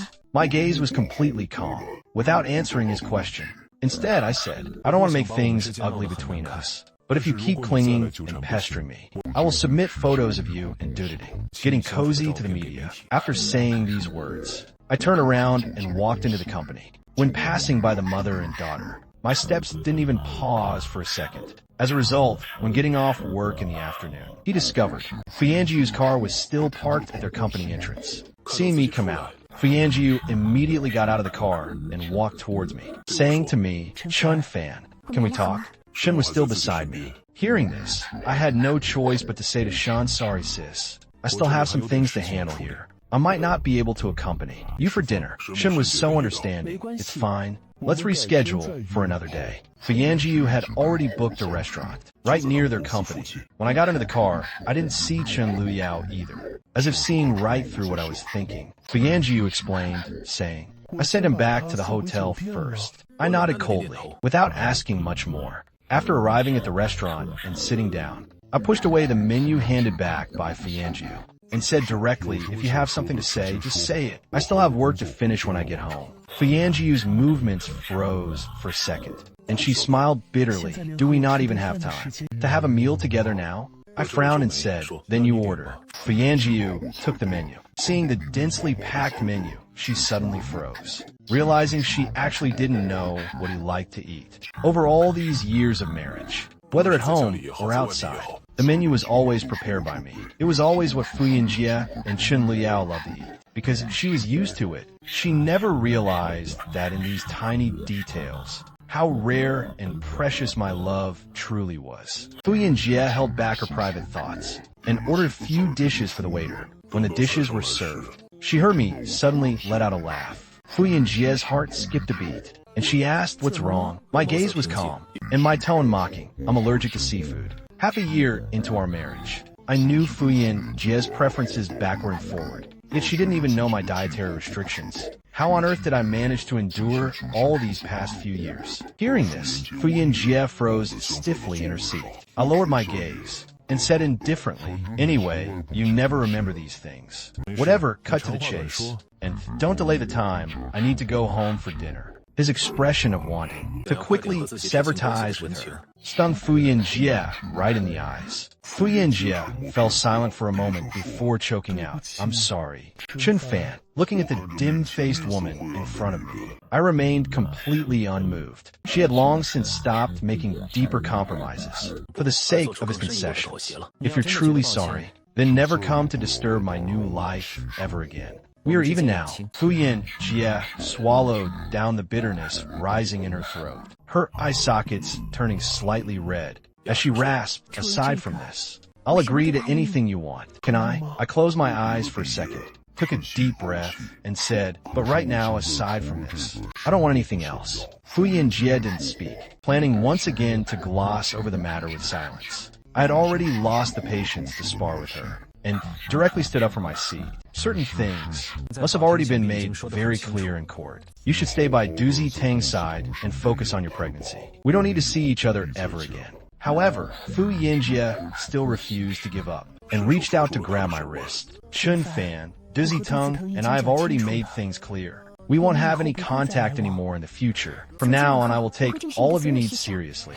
Wherever you want to go, I will support you and accompany you. Hearing this, I only felt a fire of anger in my chest, clenched my fists, looked at her coldly, and spoke with a heavy tone. Fu Yinjie, you are truly heartless, being able to be this cruel to the man you love. However, I have never been someone who eats leftover grass. When I love, I will love with all my might. But once I turn around, it is impossible to ever turn back. Fu Yinjie was shattered by my words, her heart feeling as though it had been pierced by arrows, full of countless holes. Shen Fan Yi, before she could finish her sentence, her hand was grabbed by another hand and fiercely slapped away from my wrist. Didn't you hear that he doesn't want to talk to you anymore? An icy girl's voice rang out from the side. I looked at Shun Jixia, who had suddenly appeared beside me, and was also stunned for a moment. Fu Yinjie looked at the woman who had suddenly appeared, her eyes narrowing slightly, and asked her, "Who the hell are you?" Shun Jixia's expression was fierce and cold, tightly shielding me behind her back. As she said coldly, "None of your damn business." The two of them began to confront each other in the restaurant, facing off against Fu Yinjie, who had dominated the business world for years. Shun Jixia didn't lose at all. Seeing that, surrounding gazes were already turning their way. I took a deep breath, tugged on Shun Jixia's sleeve, and whispered, "Let's go first." Shun Jixia immediately said, "All right." The two of them walked quickly out of the restaurant, no longer paying any attention to Fu Yinjie inside. The sky outside had already grown dark, and the night breeze blowing over dispersed the stifled feeling in my chest. I turned around and looked seriously at the young person beside me. "Thank you so much, Shun Jixia." Shun Jixia no longer had that fierce and cold look from earlier in front of Fu Yinjie. As she smiled, shook her head, and said to him, "Big bro Chun Fan, if she comes looking for you again, just tell me. I was just joking. We have no special relationship. Why do you care about me so much?" Shun Jixia's face blushed. With dodging eyes, she stuttered, "I just hate seeing you struggle. I don't like seeing you conflicted and sad." I chuckled out loud and sighed again. I seriously told Shun Jixia, "Thank you so much." Shun Jixia hastily said, "You're welcome. Right? You haven't eaten dinner yet, right? Let's eat together." After finishing this comforting dinner, Shun Jixia personally dropped me off at home. After the car stopped, Shun Jixia worriedly said to me, "Chun Fan, bro, I know that woman must have hurt you deeply. Let me protect you instead." I was stunned. I saw sincerity in the girl's eyes. I feigned generosity and said, "All right then, I have no idea what my stomach ache and Fu Yinjie are up to now. I didn't want to get tangled up with these two anymore at all.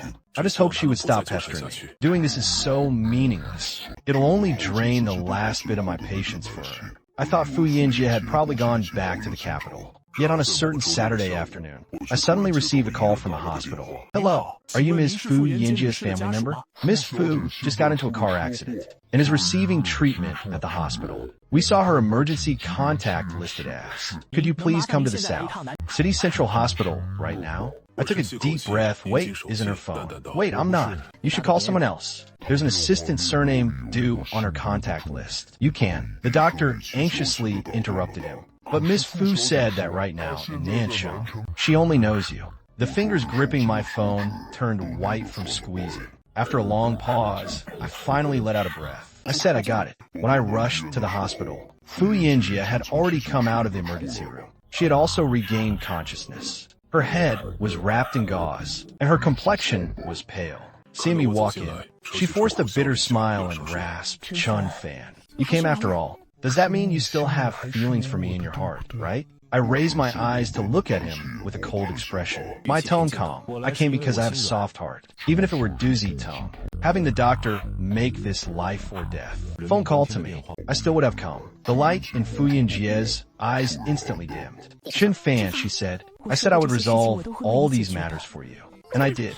Why are you still unwilling to forgive me? I stood by the bed looking at her, without a laugh, and said, I think between the two of us, there is no need to use the word forgive anymore. I don't blame you anymore. Thinking she still had hope, Fu Yinjie looked at me with hopeful eyes. However, the next second, she heard me inform her with a blank expression, because I don't love you anymore. I just want to be free now. Fu Yinjie stood frozen in place, her eyes full of despair. I've already contacted your assistant, and please don't trouble me with this kind of thing ever again in the future. My words were already completely merciless. My voice icy. If you feel any guilt toward me, then go back to Beijing and live a good life with Doozy Tongue. You're still carrying his child, after all. Leaving behind these words, I walked out of the hospital ward without looking back. My retreating figure was just as resolute and cold as the last time I left the Fu family. Fu Yinjie collapsed weakly onto the hospital bed, staring at the white ceiling,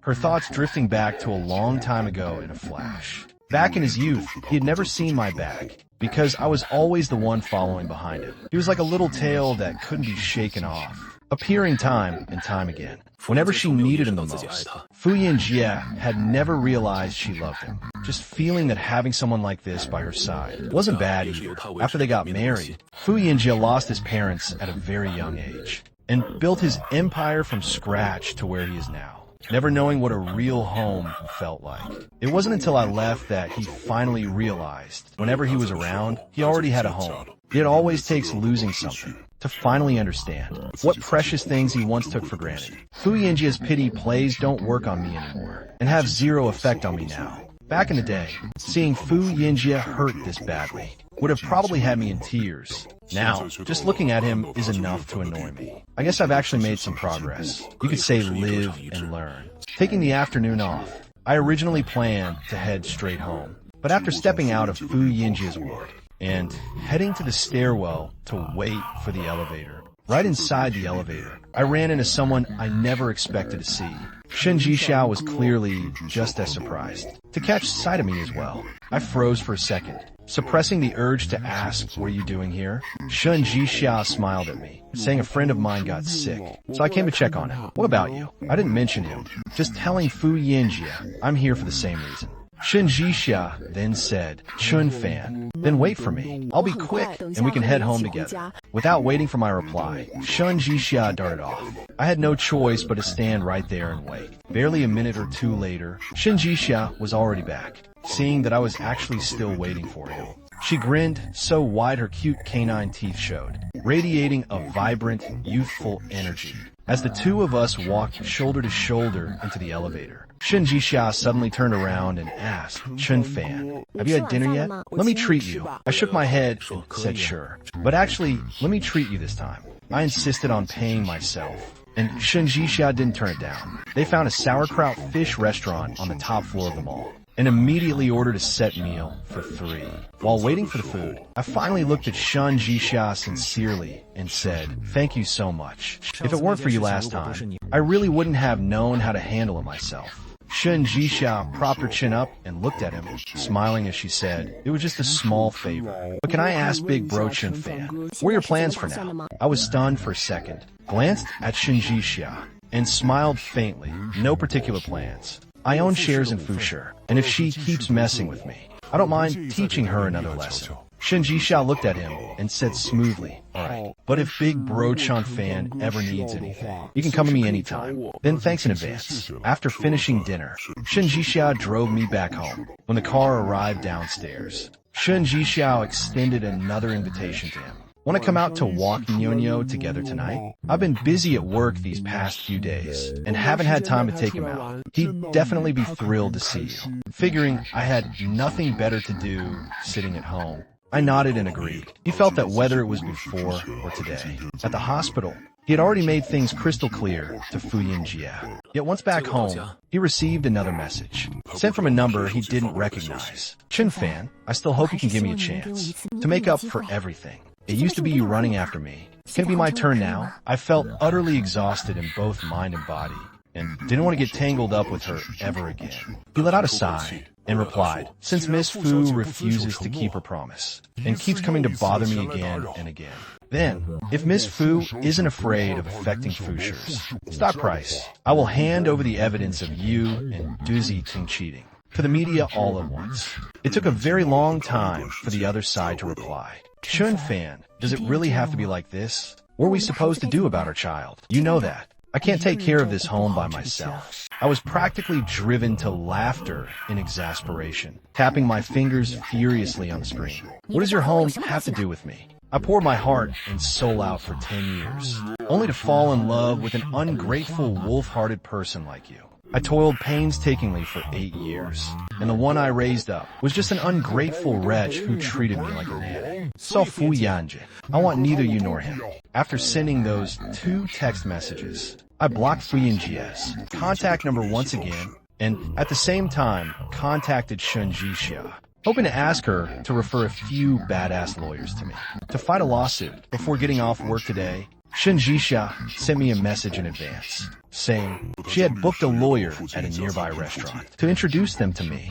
I looked up the documents needed for the lawsuit online and spent the afternoon sorting them out while working. Stepping out of the company gates, just as I was about to contact Shun Jixia, I saw Fu Yanjia's car parked right at the entrance. Before I could turn around and leave, the car door was pushed open, and right after that, Shun Liao ran toward me on her short little legs, hugging my leg with tear-filled eyes and saying, Dad, do you really not want me anymore? I've been missing you every single day this whole time. I frowned, looking at this child that I had raised with my own hands. To say my emotions didn't ripple at all would be a lie. I closed my eyes and took a deep breath. It still pulled away the hands wrapped around my waist. Calmly, I said, Chun Liao, I'm no longer your dad. In the future, your mom will find a dad that you like for you.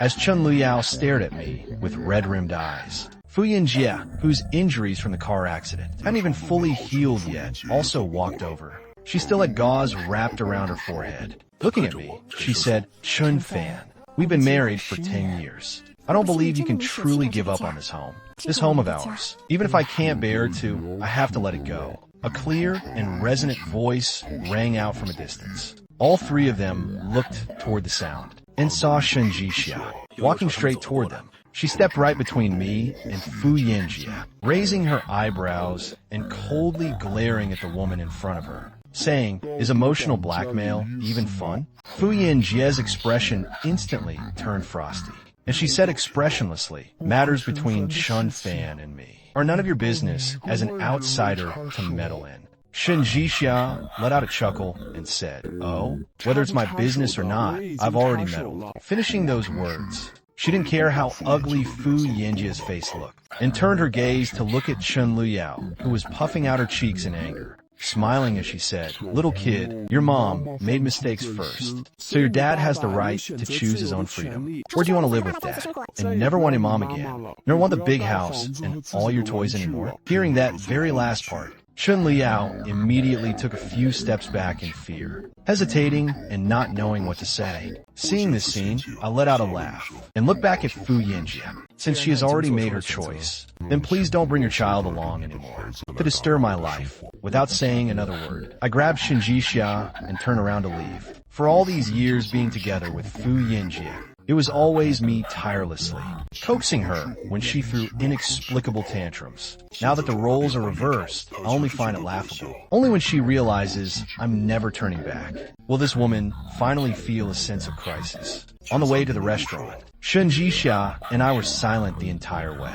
It wasn't until we reached the place that I realized I'd been holding Shun Jixia's hand the whole time. I instantly let go as if scalded, and awkwardly said, sorry. Shun Jixia just flashed her sharp little canine teeth and smiled at me. It's okay.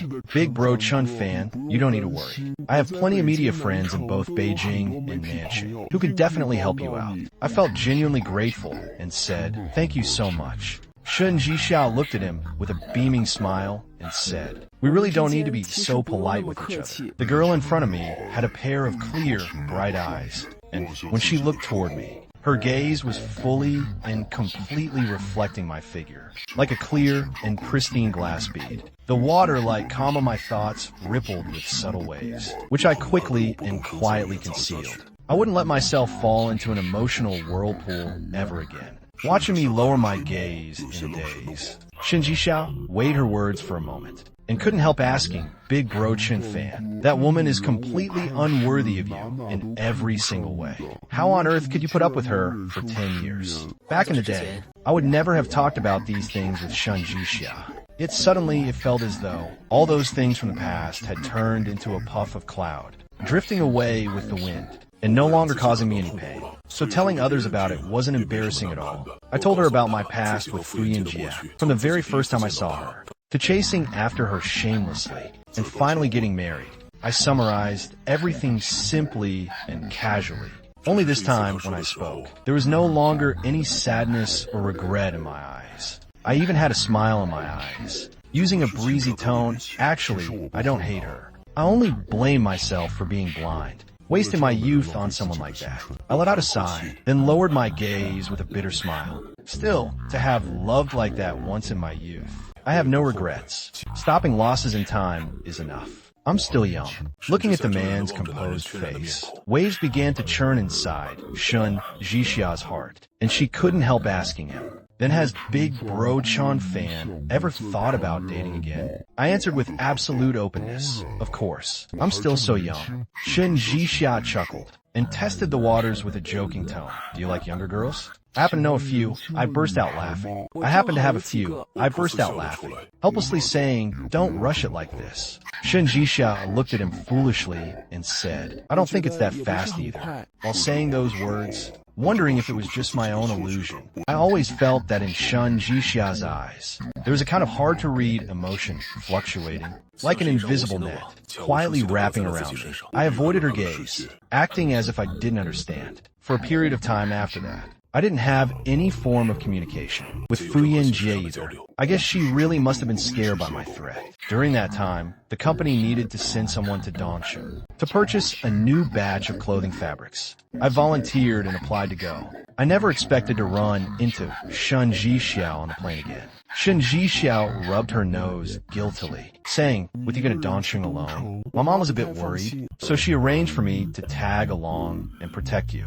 I chuckled and said, "Well, thanks then." Actually, ever since discussing the divorce lawsuit, together with Shun Jixiao last time, he had already somewhat figured out her feelings for him, but having already taken a terrible fall once, I didn't want to jump into another relationship anytime soon, so he could only pretend to know nothing.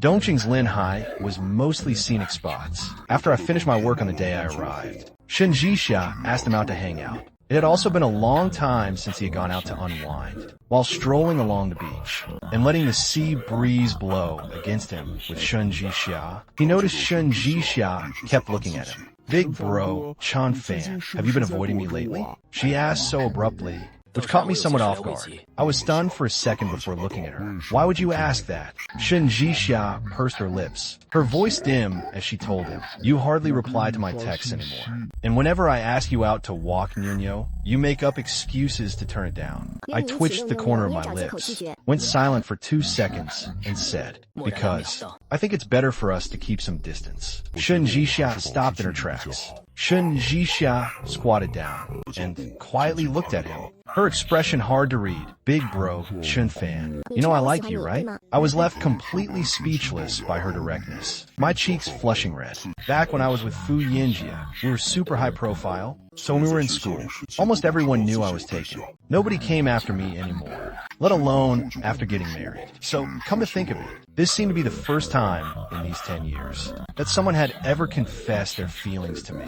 And it was from someone I hadn't known for long, who was so much younger than me. Shun Jixia, don't be impulsive. He had no experience rejecting people, and could only say, "I've been married before, and I even have a child. I don't care." Shun Jixia looked at him with deep eyes, like a whirlpool threatening to churn and disrupt him, carrying an intensity that left me flustered. A moment later, I steadied myself a bit and calmed down. He took a deep breath and replied calmly, "Meeting the fiery passion of youth, Shun Jixia, I genuinely view you as my younger sister, so I don't want anything else. Getting tangled up between us Shun Jixia's expression instantly lost its color, and she whispered, "Is this a rejection?" I nodded and said yes. Shun Jixia lowered her gaze, and after a silent 2 seconds, looked back up at him, testing the waters by asking, "And can I still ask you to walk the dogs together and have meals together in the future?" I couldn't help but chuckle, of course. I said I view you as my younger sister. Hearing this, Shun Jixia got unhappy again, drooping her head and muttering, "Don't treat me like a younger sister. I didn't say I was giving up. I'm going to pursue you. I know you were hurt too badly by that woman before, so you don't dare to trust easily yet." Shun Jixia smiled and said, "It's okay. I can wait for you. I can wait for the shadows left in your heart to fade away. I'll accompany you until the lawsuit is fully won." I let out a helpless sigh and didn't say anything more. When a young person's heart gets stirred, no amount of persuasion from anyone will work. Just like my past self back then, going all in for Fuyinjia and running off to Beijing. Yet, as someone who went through it firsthand, I understand that no matter how passionately love burns, it will eventually extinguish in the friction of passing time and years. Furthermore, nobody understands better than myself that romantic love is the most fragile thing between people. Friendship and familial bonds can stay as solid as ever, while romantic love alone changes in a split second. Ever since things were laid out in the open, Shun Jixia seemed to have torn through the thin barrier between the two of us and started constantly making her presence known in front of me. During the few days I stayed in Dongcheng, Shun Jixia accompanied me everywhere running around. On this day, I went to that clothing company we negotiated with previously to select the new season's fabric samples. Shun Jixia waited outside. When I knocked and entered the office, I saw a familiar figure sitting inside the office. I froze right in my tracks, while the boss was still enthusiastically making introductions for the two. Seeing me, Fu Yuanjia didn't show the slightest bit of surprise, and instead calmly stood up to look at him, acting as if she was super understanding. Smiling as she said, "Fu sure has investments in many fashion companies under its umbrella, and also owns plenty of garment factories. Chin Fan, I totally support you want to go back to work. Come back. All of this can be yours from now on." I remained completely unmoved, let out a laugh, and said, "Seeing your attitude is so firm. Are you resorting to economic enticement now? So, is the next step going to be coercion?" Fuyan Ye Banitskit instantly. "No, Chun Fan. I just wanted to say, as long as you're willing to come back to my side, you can do whatever you want." I looked at the compromising woman in front of me and let out a light chuckle. In the past, I had also brought up wanting to go back to work. And every time I brought it up, Fuyin Jie would say, "What can that little bit of money you make from working even do? Besides, it's so tiring. Isn't it better to just stay home and take care of the child? Whatever you want, I'll give it to you." Of course, I had never cared about how much money Fuyin Jie would give me to make me willingly trap myself in this home. It was just that he thought Fuyin Jie cared about him. Oh, whereas now I finally know. So she was capable of making compromises all along? I found it utterly ridiculous, and actually laughed out loud, saying mercilessly, "Fuyin Jie, what I want, you can't give me anymore. All right, I've already found some media friends. And I don't think you'd want Fusher to blow up with scandal about the CEO cheating." After finishing, I started walking out, not expecting Fuyin Jie to follow me. She tightly grabbed my hand and earnestly said, "Chun Fan, I know you won't listen to anything I say right now, but you know it. I lost my parents when I was young and had not a penny to my name during high school and college. Nobody thought anything of me except for you. And I didn't know how to love someone either, which is why I accidentally ended up hurting you. Chun Fan, give me one more chance. Just the last time." A tone full of sarcasm cut off Fu Yanjia's self-scripted excuse. "I loved you so much back then. Didn't you have a photographic memory? Weren't you consistently the top student in the entire school? You couldn't even learn how to love by copying it? How do you have a nerve to use not knowing how to love as an excuse?" Fu Yanjia, falling in love isn't like running your business. I chose you back then and don't regret it. So now that I choose to leave, I won't look back either. As soon as I finished saying these words, out of the corner of my eye, I saw Shun Jixia, who had already gotten out of the car, and was frowning as she stared at their side, not saying another word to Fuyin Jie.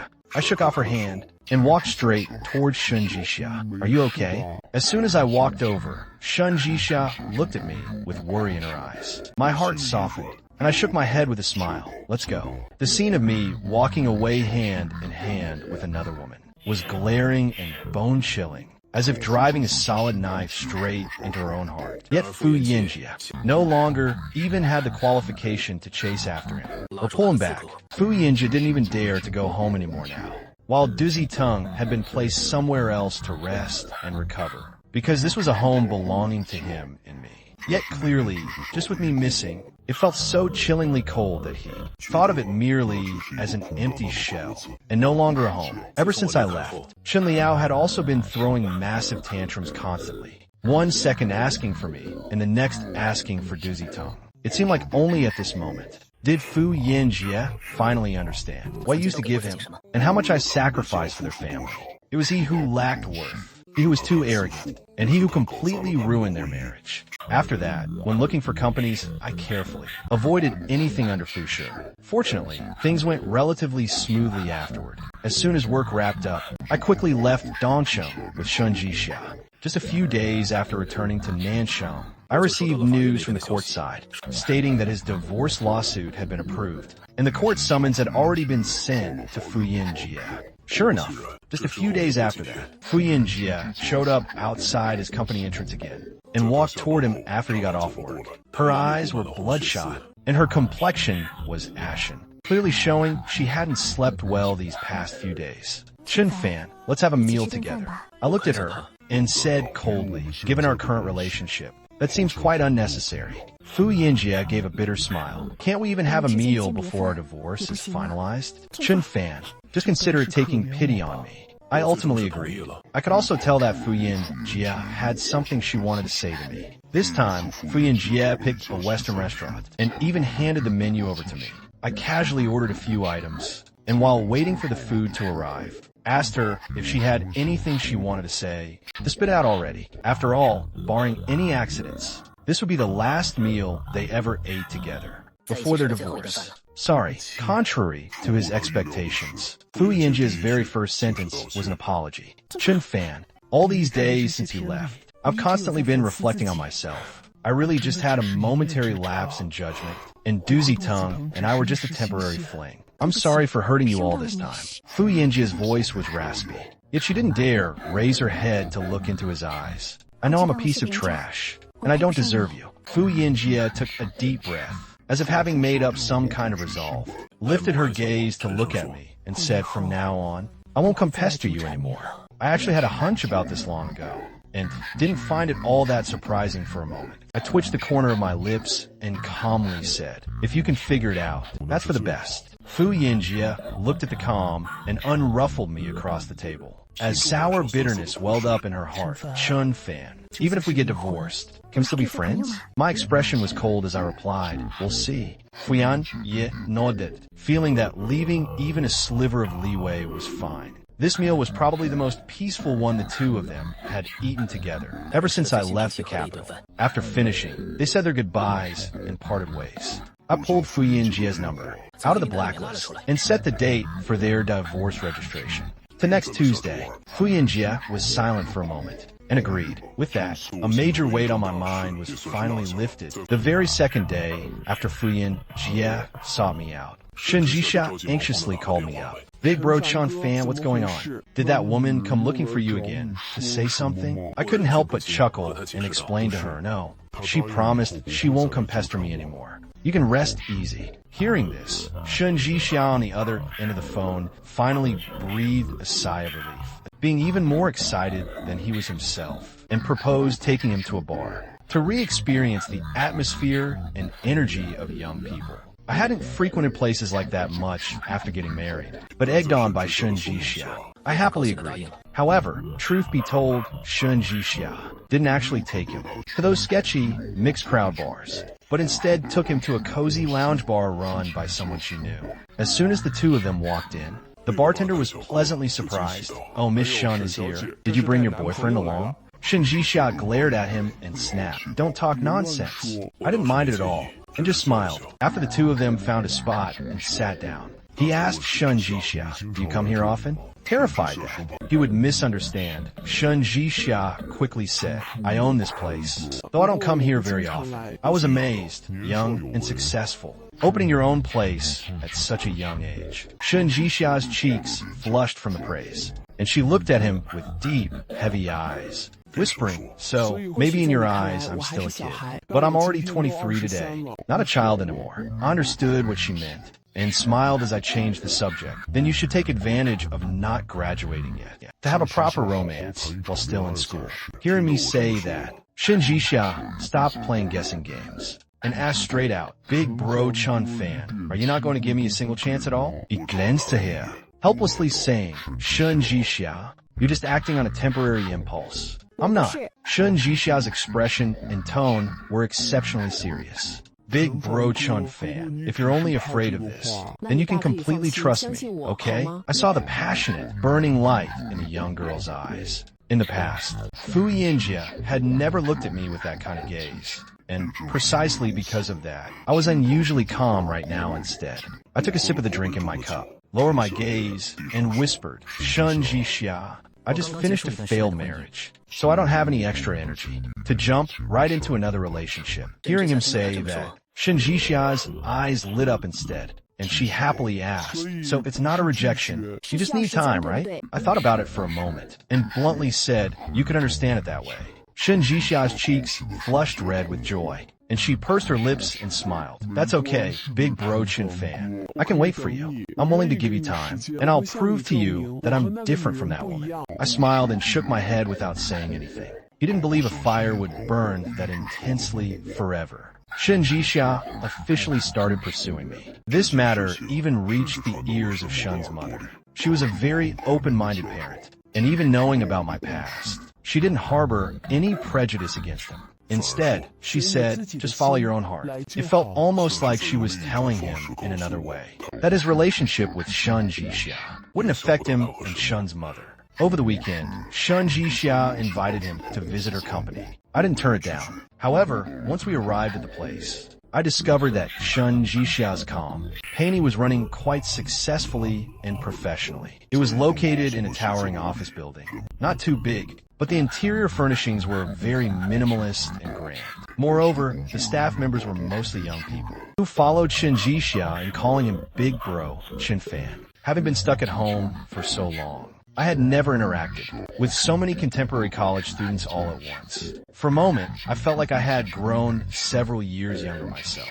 When Shun Jixia tirelessly introduced him to her own company and even started talking about future plans, one of the girls finally couldn't help herself and jokingly teased, "Director Jixia and brother-in-law, are you starting to talk about your career plans now?" "Shut up." Shun Jixia's cheeks burned red, though she was secretly thrilled inside. She was ultimately afraid of making me feel uncomfortable. Yet after all, she was afraid of making me embarrassed and hurried to pull her into her own office. I stood in front of Shun Jixia's toy cabinet and asked in amazement, "How come you have so many toy models?" Shun Jixia, terrified that I would think she was childish again, hurriedly said, "They're all characters from our game. Just display pieces, not toys. If you like them, you can have all of them." I chuckled, saying I just found a novel, and if you gave them to me, it would really be a waste. Shun Jixia shook her head and said, "How could it be a waste? These are the very first characters created for our debut game, and they hold deeply profound meaning to me.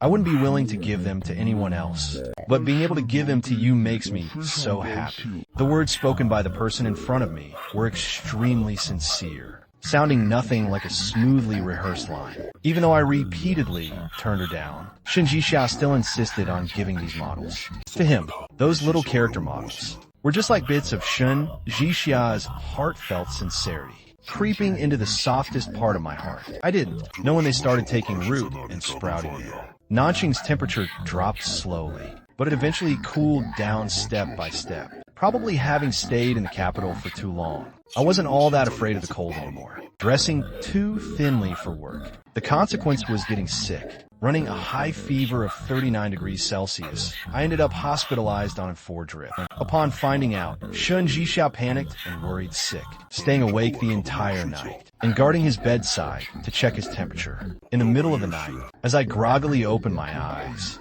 I saw Shun Jixia propping her head up and dozing off beside his hospital bed, seeing the dark circles under her eyes. I rasped out to call her. Shun Jixia. Shun Jixia immediately opened her eyes. Seeing him wake up, she asked with concern, "How are you feeling right now? Does it hurt anywhere?" Seeing me shake my head, she immediately pulled out a thermometer again to check his temperature. Seeing the noticeably dropped temperature, she let out a sigh of relief. "You scared me to death today. You say in such cold weather.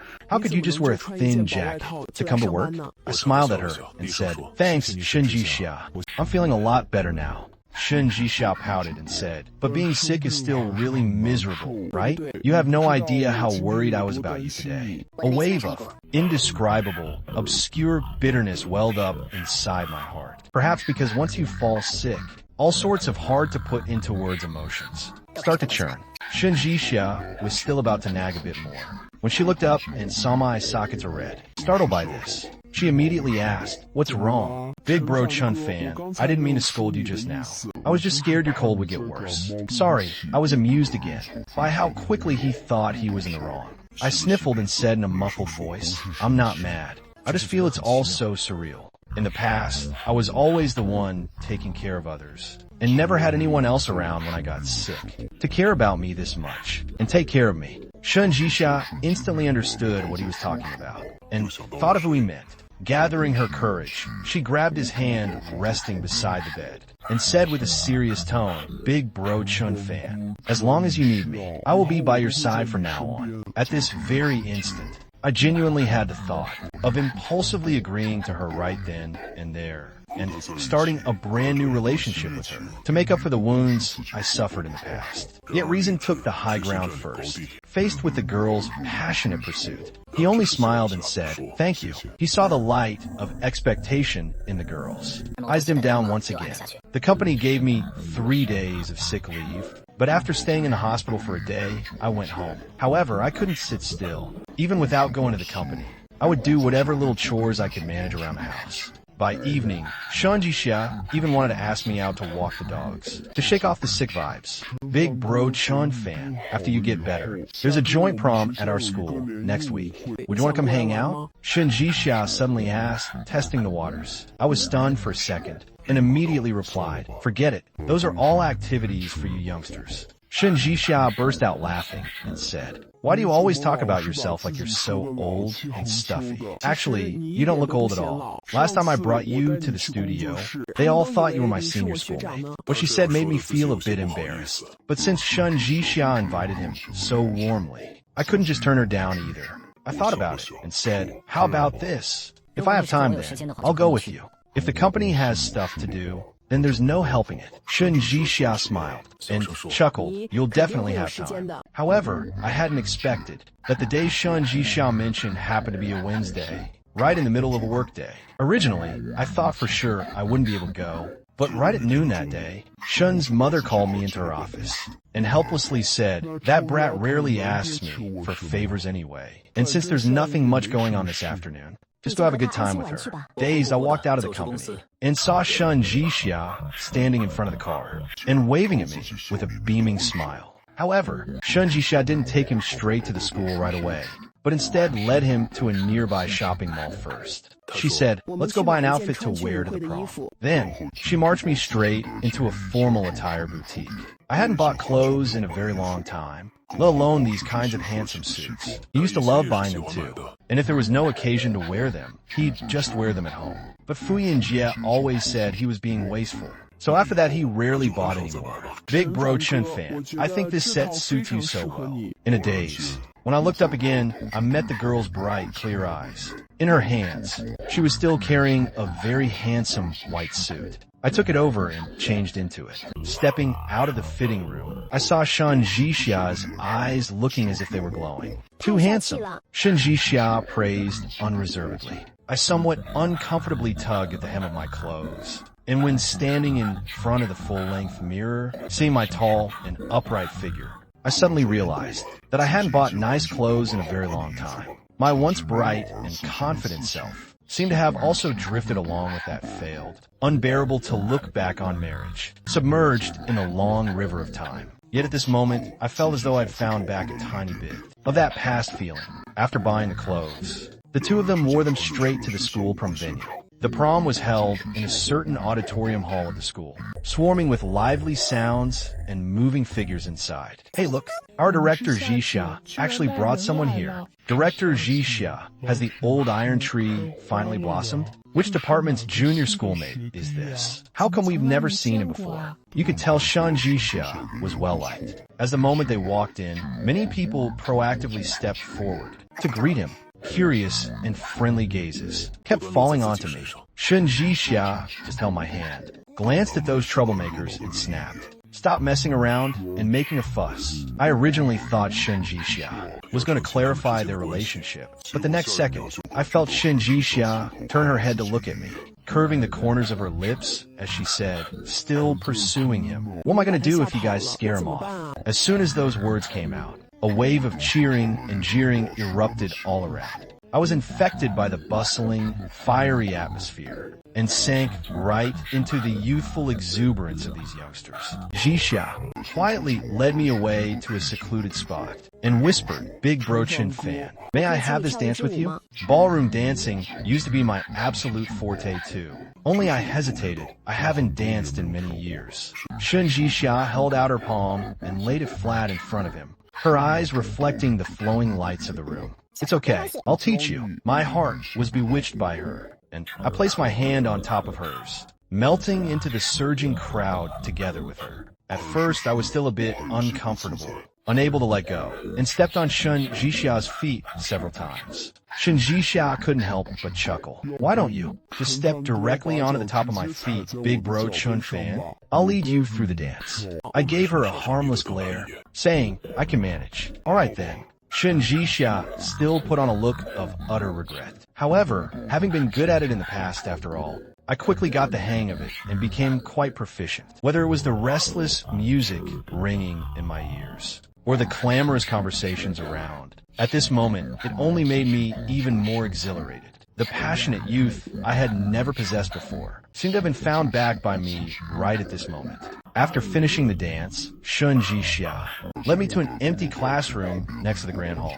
Inside, several people were already sitting there, none other than those friends who had been teasing them. Back inside the prom, there were both guys and girls, and someone enthusiastically greeted him. "Hey, brother-in-law, get lost to the side." Shun Jisha hid me behind her back, and after the two of them found a spot to sit down, she explained to me that they were going to play a game. "If you don't want to play, will you just sit with me for a bit, okay?" I smiled and said, "Since we're already here, let's just play along." The kinds of games youngsters play amount to nothing more than those few usual types. All things I've already played through ages ago. The person organizing the gathering picked up a pen in their hand and introduced, "We can't handle anything too complex, so let's just play truth or dare. Whoever this pen points to has to choose between truth or dare." Even though they claimed everyone was playing together, I could still tell that they were deliberately trying to set things up to match him and Shun Jisha together. So, completely as expected, the very first round pointed right at Shun Jisha sitting beside him. Jisha ignored everyone else's gazes and said, "Truth." A chorus of disappointed looks immediately showed all around. "How about this? Director Jisha, we already know everything else about you inside and out. So why don't you tell us how you fell in love with Big Bro Chin Fan?" Shun Jisha blushed as she glanced at me beside her and chuckled as she asked, "Can I say it?" I smiled too. Of course, the truth has to be told. Shun Jisha's face turned even redder as she seemed to purse her lips, weighing her words for a few seconds before saying, "The first time I saw him, I thought he was extremely gentle and kind, making people naturally feel a sense of closeness. Later, when we met again by chance, I discovered his resilience and decisiveness. He has a softness that makes people involuntarily fall for him, along with a courage and perseverance that earn admiration. That's why I fell in love with him uncontrollably." Shun Jisha didn't dare raise her head to look at me the entire time she spoke, only lifting her gaze right at the very end to earnestly meet his line of sight. In those eyes was a sincerity and purity capable of touching one's heart. I subconsciously avoided her gaze, lowered my eyes, and said softly, "Thank you." Yet in truth, I wasn't as brave as you imagine. After all, this was a bravery exchange. For 10 years of one-sided devotion and weakness, the price was far too painful to be worth praising. My evasion didn't make Shinjisha sad, since I had promised to give her time after all. After the game ended, the group of people drank together, chatted for a bit, and then dispersed. After this prom, Shinjisha felt that the distance between me and her seemed to have closed in a bit, and I wasn't always rejecting or dodging her invitations anymore. As the weather grew colder and colder, the new year was fast approaching. Shinjisha extended an invitation to me in advance. New Year's Day. Let's go to the riverside to ring in the new year together. Thinking that I didn't have anything special going on that day anyway. And my family didn't really celebrate New Year's Day. I agreed. At noon, Shinjisha asked me out, taking him to a restaurant along the river for lunch, ordering all the dishes he usually loved to eat. Aside from his parents, probably the only person who understood his tastes and preferences best now was the person sitting right in front of him. Actually, I had been wavering and even thought about whether I should be together with her. Yet for some reason, I just couldn't take that final step. Big Bro Chun fan, do you have any New Year's wishes? Shinjisha asked him. I thought about it for a moment and said with a smile, I hope my career flourishes and my parents stay healthy. Shinjisha lowered her gaze, her eyes dimming as she was silent for a moment, and said, then do you know what my wish is? There was no need to ask further, because I had already read her expectations for me right in her eyes. I was stunned for a second, and just as I was about to say something, I was interrupted by a voice suddenly ringing out from beside us. Chun Fan. The two of them were both taken aback for a moment. I turned my head and met Fuyin Jie's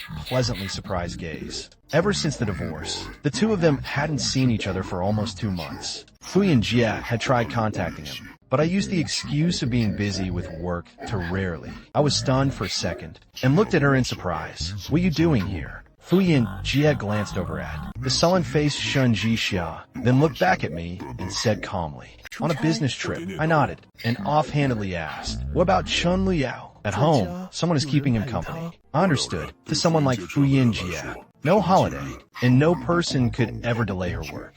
Even during the new year, she could abandon me for the sake of work. Is there anything else? We're going to eat. Shinjisha frowned, staring coldly at Fuyin Jie. Fuyin Jie ignored her and only looked at me. I still have work. If there's anything, you can contact me. I just took it as politeness and nodded.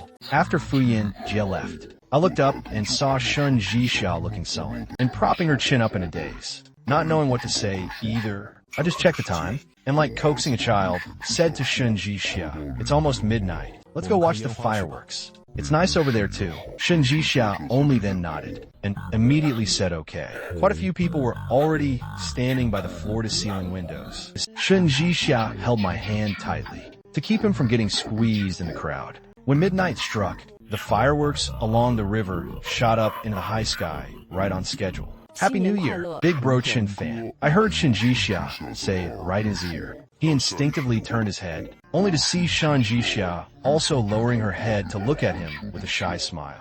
While the fireworks were dazzlingly bright, Shinjisha slowly leaned down to bring her head level with his and whispered to him, actually, my New Year's wish is very simple. At that exact moment, I felt as though my heart was about to leap out of my chest. Without saying a word, while staring stiffly at the brilliant fireworks, he suddenly saw that amidst that patch of blazing light, her name was actually blooming.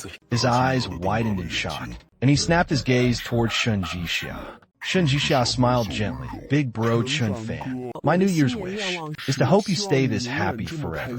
The distance between them was extremely close, so close that their breaths warmed each other, with their hearts communicating as one. An intoxicating daze was inevitable. I knew Shinjisha was moving closer to me, yet I didn't dodge, allowing that soft, warm kiss to land right on my lips. I didn't know when Shinjisha pulled away. Only knowing that time felt agonizingly long for a brief moment. When I opened my eyes, Shinjisha had already straightened her posture, though she put on a casual act on the surface. In reality, her cheeks and ears were already completely red. The hand holding mine was also gripped extra tight. On the way home, after watching the fireworks, the two of them didn't say a single word until the car entered the garage and parked. I wanted to push the door open to get out, but found it wouldn't budge. Turning to look at Shun Jixia, I heard him ask, "Big bro Chin fan, what kind of relationship are we in right now?"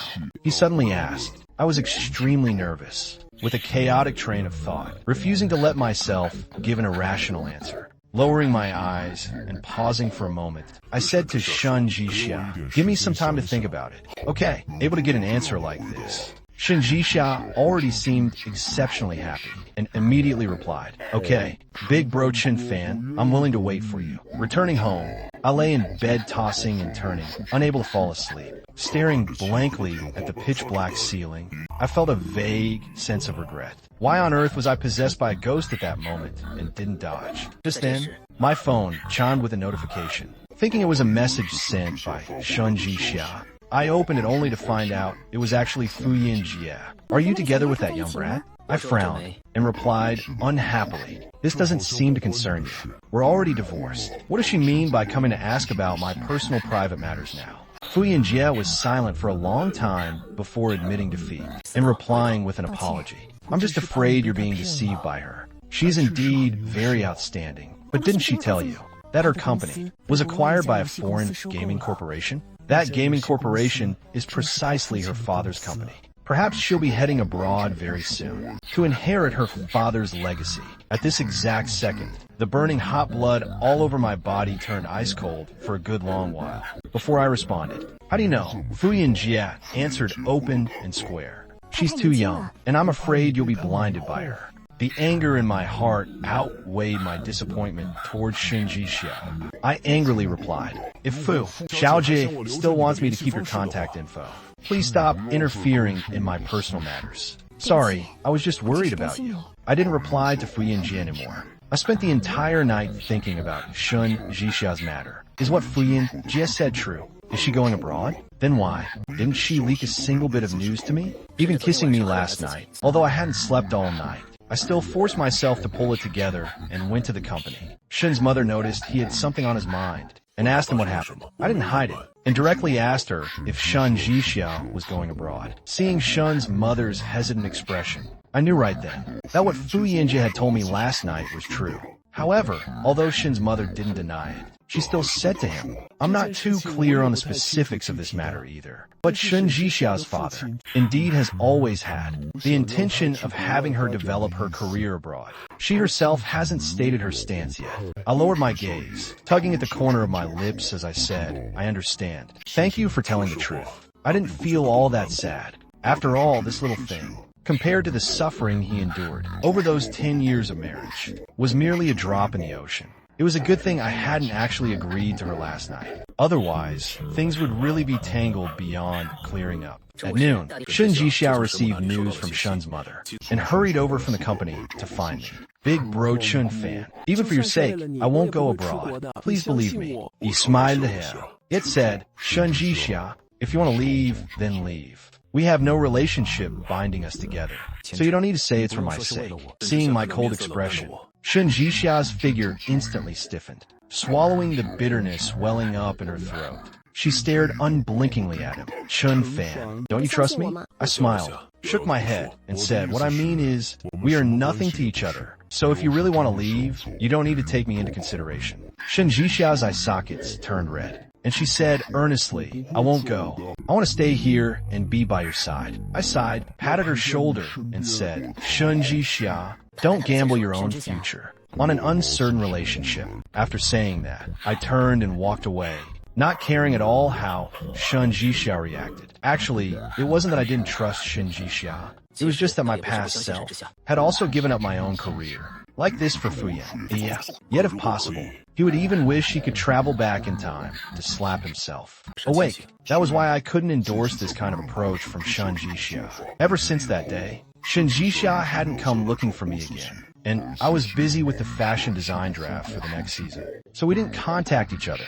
It wasn't until half a month later that I saw Shun Jixia once more. Her complexion was ashen, and goodness knows what she had gone through over this past half month. Yet the gaze she cast at me was still just as steadfast. "Big bro Chin fan, I've already made things clear with my father. I'm not going to America." I was stunned for a second, and for a moment didn't even know what to say. Seeing him stay silent, Shun Jixia thought he didn't believe her, and asked with a dejected air, "Do you really not trust me that much?" I let out a sigh and truthfully said, "I believe you." Shun Jixia's eyes lit up instantly.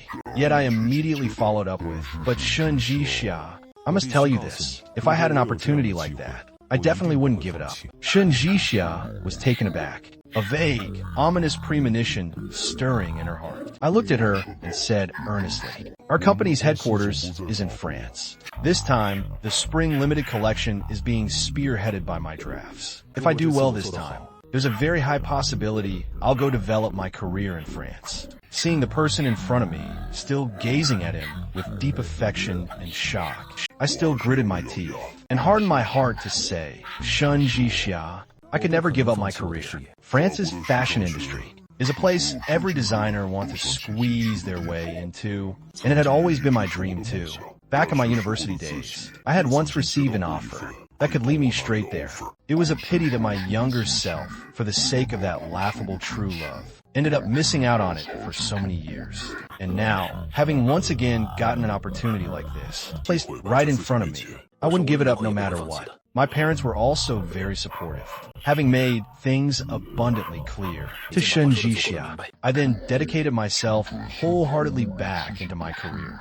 Ever since that day, Shun Jixia hadn't brought up her own thoughts again, let alone mention the matter of going abroad. Yet she still remained just like before, sending me messages every couple of days and asking me out to walk the dogs in the evening, as if the conflict between them didn't exist at all. Just like that, amidst the fluttering snow of Nanchung, New Year's Eve of that year quietly arrived. I woke up very early to help my parents bustle about preparing New Year's Eve dinner. The doorbell rang, and I went to open the door, only to see Shun Jixia standing at the entrance with snow dusting her clothes, carrying bags of all sizes. "Big Bro Chun fan, Happy New Year. I'm here to pay my New Year's respects to Uncle and Annie, because I and Shun Jixia always walked the dogs together at the park." Mom and Dad had already known of her existence for a long time, especially Chen's mother. She liked Shun Jixia very much, and often invited her over to the house for meals. I hadn't expected either that on this day, instead of going home to keep her parents company, Shun Jixia would come to their house instead. Seeing her, my parents also very warmly invited her in.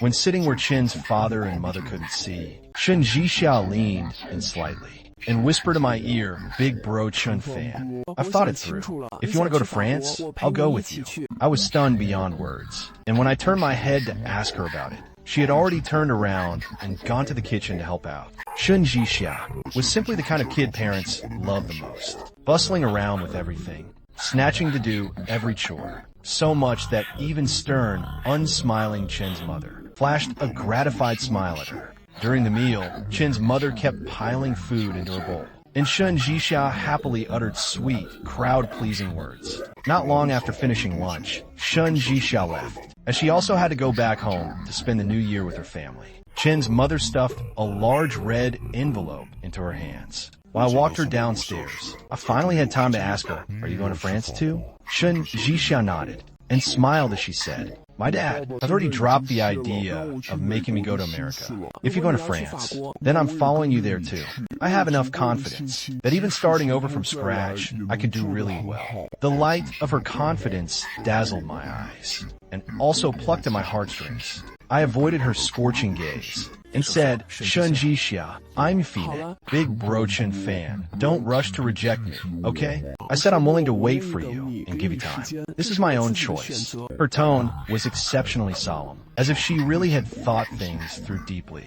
I didn't say anything more. Once the new year was over, I officially began pouring all my energy into my work. Shun Jixia probably knew what I was busy with, so she hadn't been coming to look for me much lately. By the time I finished getting busy, it was March of spring that year. The fashion show I spearheaded was about to begin, and I was finally able to relax for 2 or 3 days. The company gave me time off, and upon learning that I was finally done with my busy work, Shun Jixia immediately drove to the company entrance to pick me up after work, intending to throw a celebratory banquet for me in advance. Once we arrived at the place, I realized that it wasn't just Shun Jixia alone, but also some of Shun Jixia's friends whom I had met before. Wishing Big Bro Chun Fan's grand show complete success. Everyone enthusiastically sent him their blessings, even though his success or failure wasn't known yet. At this moment, he genuinely felt happy from the bottom of his heart. In the middle of the meal, I received a phone call originating from Qingchen. He guessed who it was, but still went outside to answer the call. As soon as it connected, the person on the other end cut straight to the chase. I heard you going to France? Yeah. By now, I couldn't even be bothered to guess how she found out. Fuyan. After a brief pause, Fuyan Jie said, "Congratulations." I twitched the corner of my lips and said, "Thanks." However, for something that hasn't yielded results yet, congratulating me is a bit too early. You can do it. You've always been outstanding. Yeah, back then he was always first in professional grades in their department, clearly having the most opportunities for further studies. He instead gave up his career at his most high-spirited and vibrant moment. Even the professors felt it was a pity for him. Fuyan Jie spoke again. "Chun Fan, before you leave for France, can I come see you off?" "There's no need. I'm just afraid we won't have another chance to meet in the future." I gave a vague, non-committal reply, "We'll see," which counted as a tactful rejection. After hanging up the phone, my heart was still somewhat in chaos, because he didn't know what Shin Jixia's actual plans were. As a result, when heading back to the private room, I happened to overhear a conversation between Shun Jixia and her friends. The friend's tone was full of regret. "You really turned down your dad for this? If you really rush off to France for love, everything you built before will go down the drain." Shin Jixia let out a laugh and said, "No choice. I'm even more afraid of losing him." The softest part of my heart was as if struck by some invisible force, leaving me both distressed and struggling. I leaned against the wall in deep thought for quite a while and finally pushed the door open, calling Shun Jixia over to the depths of the long corridor. "What's wrong, Big Bro Chun Fan?" Shun Jixia. I took a deep breath and with unusual solemnity said, "Let's each walk our own separate paths." Shun Jixia was dumbfounded, her eyes welling up. "Big Bro Chun Fan, did I do something wrong? Or did I say something wrong?" I shook my head and looked at her calmly, saying, "You didn't do anything wrong. I just feel that perhaps this is, for the both of us, the best outcome." Shun Jixia was uncomprehending, her eyes moist. "Why?" A flash of struggle crossed the depths of my eyes as I finally voiced out my concerns. I don't want it to be that many years later, when cracks appear in our relationship, you regret what you gave up for me at this very moment. I wouldn't. I let out a bitter smile at the corner of my lips. I once thought I wouldn't either. Shun Jixia was left speechless, because by this point she also understood that no one can predict what happens afterward. People change with time, and so do people's states of mind. Not regretting it now doesn't mean she won't in the future. I didn't have the heart to keep going on. I was afraid that the more I spoke with her, the more I would expose my true self in front of her. So I took a deep breath, forced out a relieved smile, and said to the person in front of me, "Shun Jixia, let's consider ourselves to have been friends. I wish you encounter a better person." This time, it was still me who turned around and left first. I figured for quite a long time in the future, it would always be me saying goodbye first, because having fallen into a pit once, I wouldn't let myself fall into one a second time. In the blink of an eye, it was late March. The fashion show I spearheaded achieved tremendous success. The representative dispatched from the French headquarters praised him endlessly, and I also successfully secured the offer from France. My parents were both very gratified for him, that he could, after being disconnected from society for so long, achieve results like this was something neither of them had expected. Ever since that gathering, Shun Jixia hadn't come looking for me again, only sending a congratulatory message on the very day my grand show achieved success, to send me her congratulations. This was fine too. At least when the time came for me to leave, I wouldn't need to harbor any more worries or concerns. The visas took about a month to process one after another, and I also rested for a bit over half a month. On the very day my visa was approved, I bought a plane ticket flying to France, and once again received an invitation sent by Shun Jixia. "Big Bro Chun Fan, can we meet one more time before you go abroad?" I agreed. They didn't go to any restaurant, just on an ordinary evening. While walking the dog side by side, they chatted leisurely back and forth. The corners of my lips curved upward, carrying a kind of mesmerizing calmness and detachment. Shun Jisha looked at him, and after a moment of silence, hoarsely asked, "On the day you leave, can I go to the airport to see you off?" I shook my head and smiled. It's not like we're never going to see each other again. No need to make it so formal. Hearing him say that, Shun Jisha finally managed to display a trace of a smile on her face, though it was a bitter one. Right before parting, Shun Jisha suddenly grabbed his hand and said earnestly, "Big bro Chun fan, if one day all these external factors no longer exist, and I'm still waiting for you, will you walk toward me?" A stir rippled through my heart, and after thinking about it, I helplessly said, "Shun Jisha, I can't make definitive statements about things in the future." Disappointed, she let go of his hand, but the next second, she heard me say with a beaming smile, "However, it's also possible." By the time she snapped back to her senses, I had already turned around and walked away. Watching his straight, resolute figure, she was in a trance, always feeling like a piece of her heart was left empty. The age gap and difference in life experience between them were right there, leaving Shun Jisha with no choice but to admit that her currently still green and immature self simply wasn't a match for someone so dazzling and radiant as him. On the day I left, I didn't let anyone come to see me off. Right before boarding the plane, he received a phone call from Fuyin Jia.